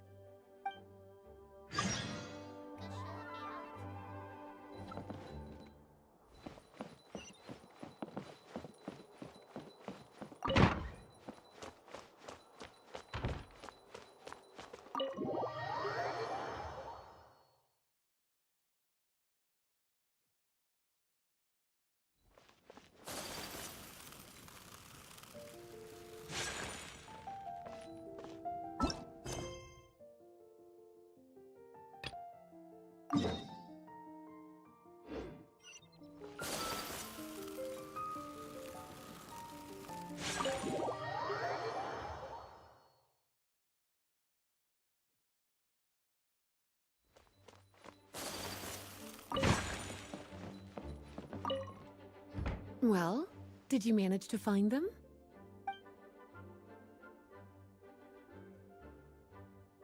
Well, this book has quite an obvious connection with that mage, considering she was the one who wrote it. But as one of the library's classics, its presence here is hardly unusual. It really is a must-read, so if you haven't read it yet, that's your homework, cutie.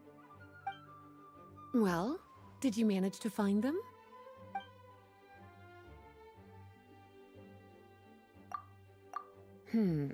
Seems like there's still some missing. Why don't you try checking the other shelves?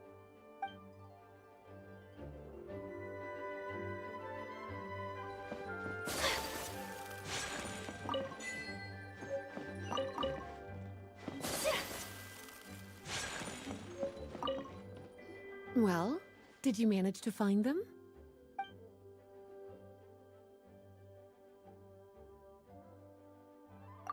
Yes, this is a restricted book, all right. It certainly isn't supposed to be here. Huh. But it looks like a regular poetry collection. How did it end up being classified as a restricted book? The issue lies with one of the poems inside. You've heard of the great battle that took place on Dragonspine, yes? 500 years ago, during the cataclysm in Conria, an evil dragon descended upon Mondstadt. A fierce battle with Dvalin ensued, but in the end, the evil dragon fell, and Dragonspine became its resting place. You're talking about Durin. The Durin of Dragonspine. Well, the poem in question turns the whole battle into a dance, with the evil dragon recast as an innocent child who came here in search of friends. But given all the suffering experienced at the claws of that dragon, how could the people of Mondstadt accept such a retelling? Bards are often accused of inventing history or distorting the truth in their ballads. But this one hit a bit too close to home. And since the knights back then were unable to track down the author, they decided to ban the entire collection, blot out the title, and seal it away for good. So the version in the poem, it was all a lie? I'm afraid that question is something only the dragon himself could answer. Well, would you look at that? Seems like these are the little troublemakers you're after. And all three just so happen to be forbidden texts. What kind of story requires reference material like that, I wonder? Forbidden texts? You know, the first time you mentioned that the library had a restricted section, I thought you were just trying to scare us. Are you saying it actually exists? Not really something you should be poking your little nose into, is it, cutie? Sorry. Seeing as it was Miss Alice who asked you to look for these books, I won't question the matter. But they'll need to be sealed away again once you're done, so don't forget to return them. Don't worry, Miss Lisa. I won't forget. Well then, that's all from me. After all that hard work, I think I've earned myself a nice cup of tea. All right, we've gathered all the reference books. What's next?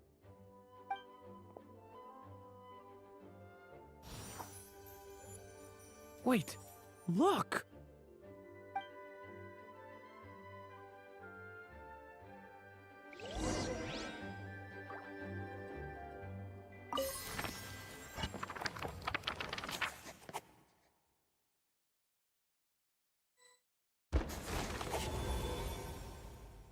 Long, long ago, an evil dragon descended upon the human world, bringing terrible calamity in its wake.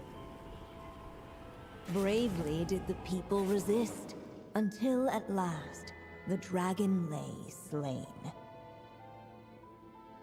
Later, a witch with a love for stories came upon the tale of the evil dragon, and for reasons she could not explain, felt a pang of sorrow on its behalf. For she knew, despite its body being born of wicked alchemy, all along, the dragon's soul was that of an innocent child. Right up to the moment of its death, it had no choice in becoming a vessel of calamity, nor could it fathom the cruel fate that lay before it. Though the witch had a love of stories, she was not pleased with how this one ended. No, that won't do, she thought. I'll write you a better ending instead. And so she set off to do just that, borrowing a little magic from her friend. With it, she wove a dragon's egg, resolving to rear a dragon child of her own. Yet long in thought she lingered, wondering what kind of world her little dragon ought to behold upon waking.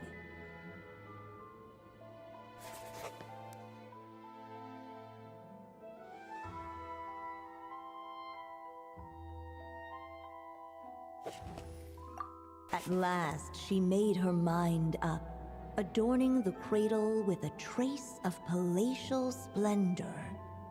Then, she quietly waited for the egg to hatch.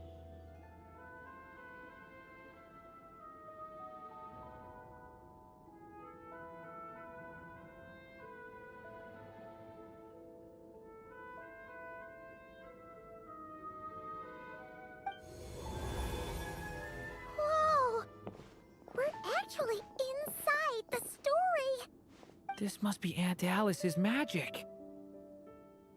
Yeah. A story about me? Why don't we just see where the story takes us? All we know is the beginning at this point. Okay. And now a golden-haired traveler, a silvery sprite, and a dragon-born youth step onto the stage. What new chapter will their arrival bring? Whoa! That came out of nowhere! Was that the same voice we... Yeah. But why does it sound so familiar? I've missed this. It's just like the stories my mother used to tell me. You mean... Em? She used to tell you stories? Yeah, she loved it. Back when she was still alive. Sorry, we should focus on what we're here to do. So, now that we're in the story, what's next? The dragon youth wondered aloud. Yet all he could do was wait for the story to unfold. Of course, there's something to be said for helping it along. Perhaps a little exploration could prove fruitful. Oh! Is that a hint? Yeah, I agree.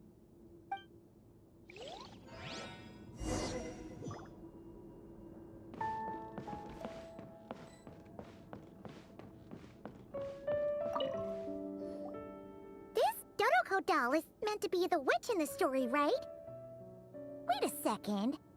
All the people we've seen that look like that turned out to be mages from the Hexen Circle. Do you think the witch in this story is one of them too? My mother had a hat just like this. Then, the witch must be Em. Looks like this story really is about Durin, huh? Whether the sprite spoke true or not, it had little bearing on the story at hand. For in that moment, what mattered most was not that she was a witch, but a mother waiting for her child to hatch. Let's keep looking.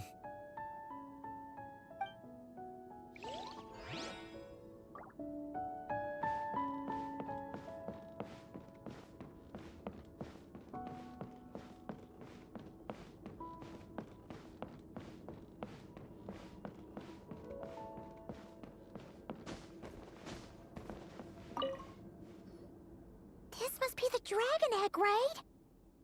Looks like it's gonna hatch any moment now. So we've got a dragon egg about to hatch, a witch who loves stories, and that evil dragon we heard about at the beginning. Yep, it all adds up. This is my story, isn't it? Okay, so how are we supposed to help the story along? It feels like all we can do right now is wait. Apparently, it hadn't dawned on the group to look for a way to help the egg hatch faster. Oh, right! We're at the point in the story where... With the flames at his command, perhaps the dragon youth might be able to provide the egg with sufficient warmth. What? You want us to roast the dragon egg? The silvery sprite's surprise betrayed her lack of reading. For in countless tales, it is told that only by fire's embrace will a dragon's egg hatch swiftly. Huh, you... kinda have... Okay, I'll see what I can do.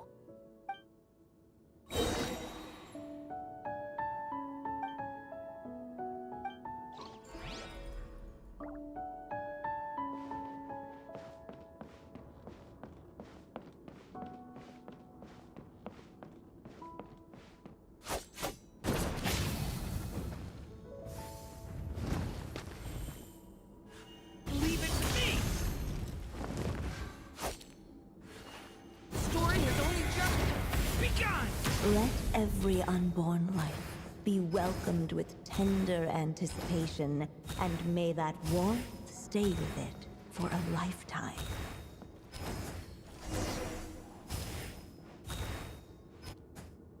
At last, under the witch's expectant gaze, the little dragon broke free from its shell.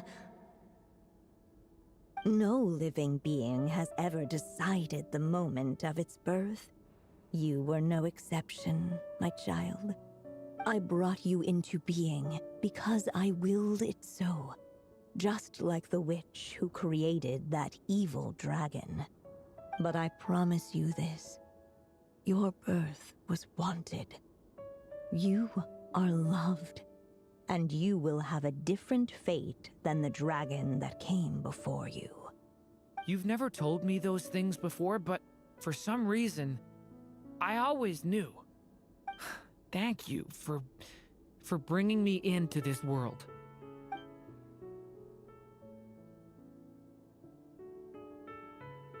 The waiting witch did not feel lonely, for she had 3 visitors by her side. Together, they beheld the hatchling's first breath of life. Holding her dragon child close, the witch promised him a life unlike that of the evil dragon. And so, nestled in his mother's warm embrace, did the little dragon's story begin.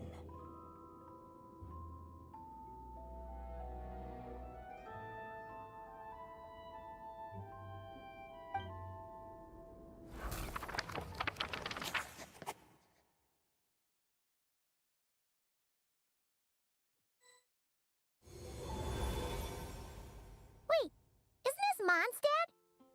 Looks like we're back in the real world. Looks like there's more written on the page now and less ink left than before. So, does that mean we've completed this chapter? Yeah, but why does M seem to think that the story isn't finished yet?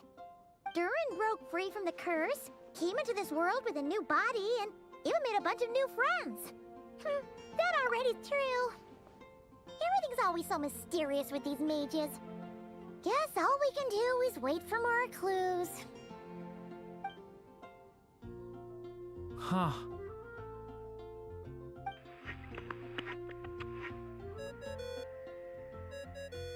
Is this thing on? All right, that should do it. Hey, that's Alice's voice! Hello there, children.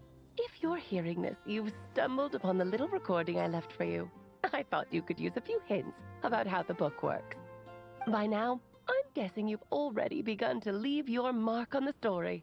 You should know, however, that the book needs time to absorb the ink, so the next chapter's clues won't show up right away. Wait, so even magic ink needs time to dry? The good news is, you can return to any chapter you've already completed and continue to explore the mystical, magical storybook world you helped create. Have fun, dearies. Toodles! Oh, man! Paimon was so ready to knock this out in one go. Maybe it's for the best. Sooner or later, we'll end up being whisked off to another world again, and if that happens, who knows when we'll be able to come back. So it might be good to take a break while we can. A break.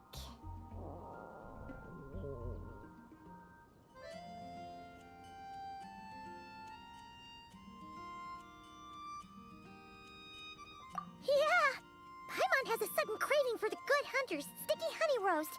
And we happen to be in Mondstadt, so... So let's meet up here later. I need to find Miss Lisa to return those books anyway.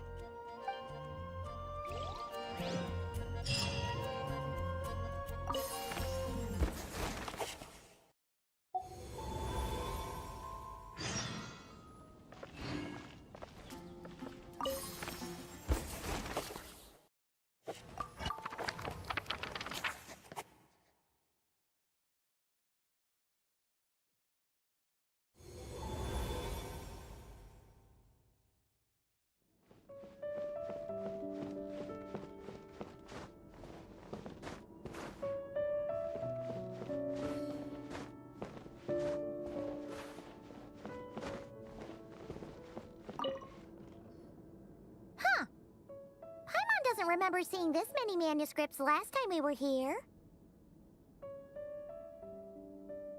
So, she wrote this many books even after Durin was born? Let's see. Weird. Is it just that Paimon hasn't read enough, or were none of these ever actually published? Wonder which story these are for.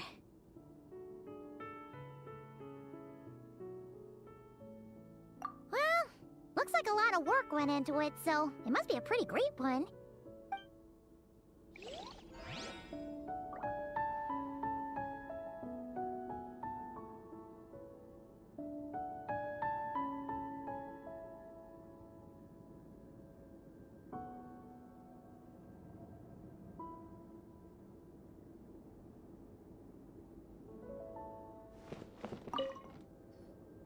Huh. Paimon doesn't remember seeing this many manuscripts last time we were here.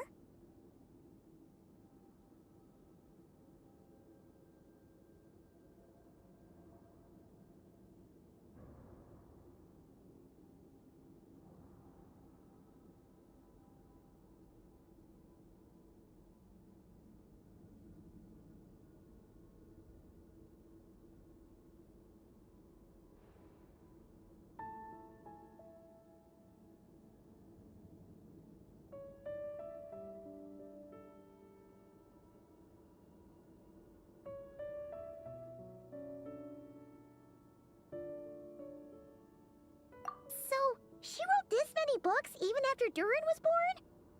Let's see. Weird. Is it just that Paimon hasn't read enough, or were none of these ever actually published?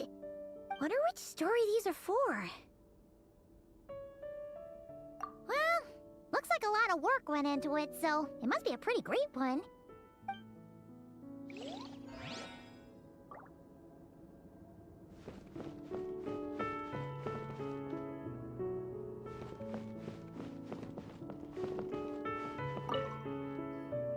Huh. Paimon doesn't remember, so weird. Wonder which story these are for. Well, look.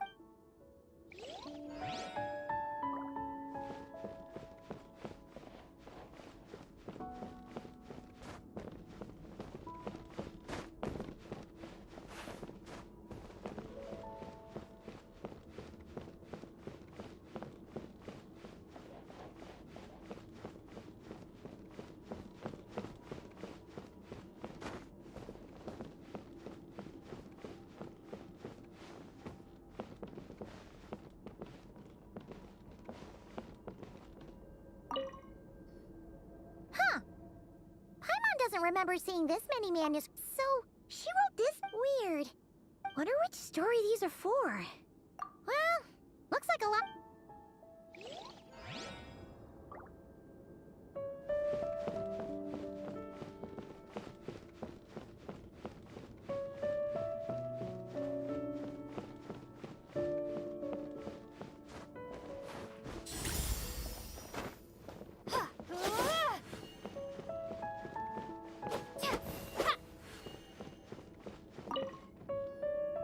Huh. Paimon doesn't remember, so she wrote this weird. Is it just wonder which story these are for? Well, look.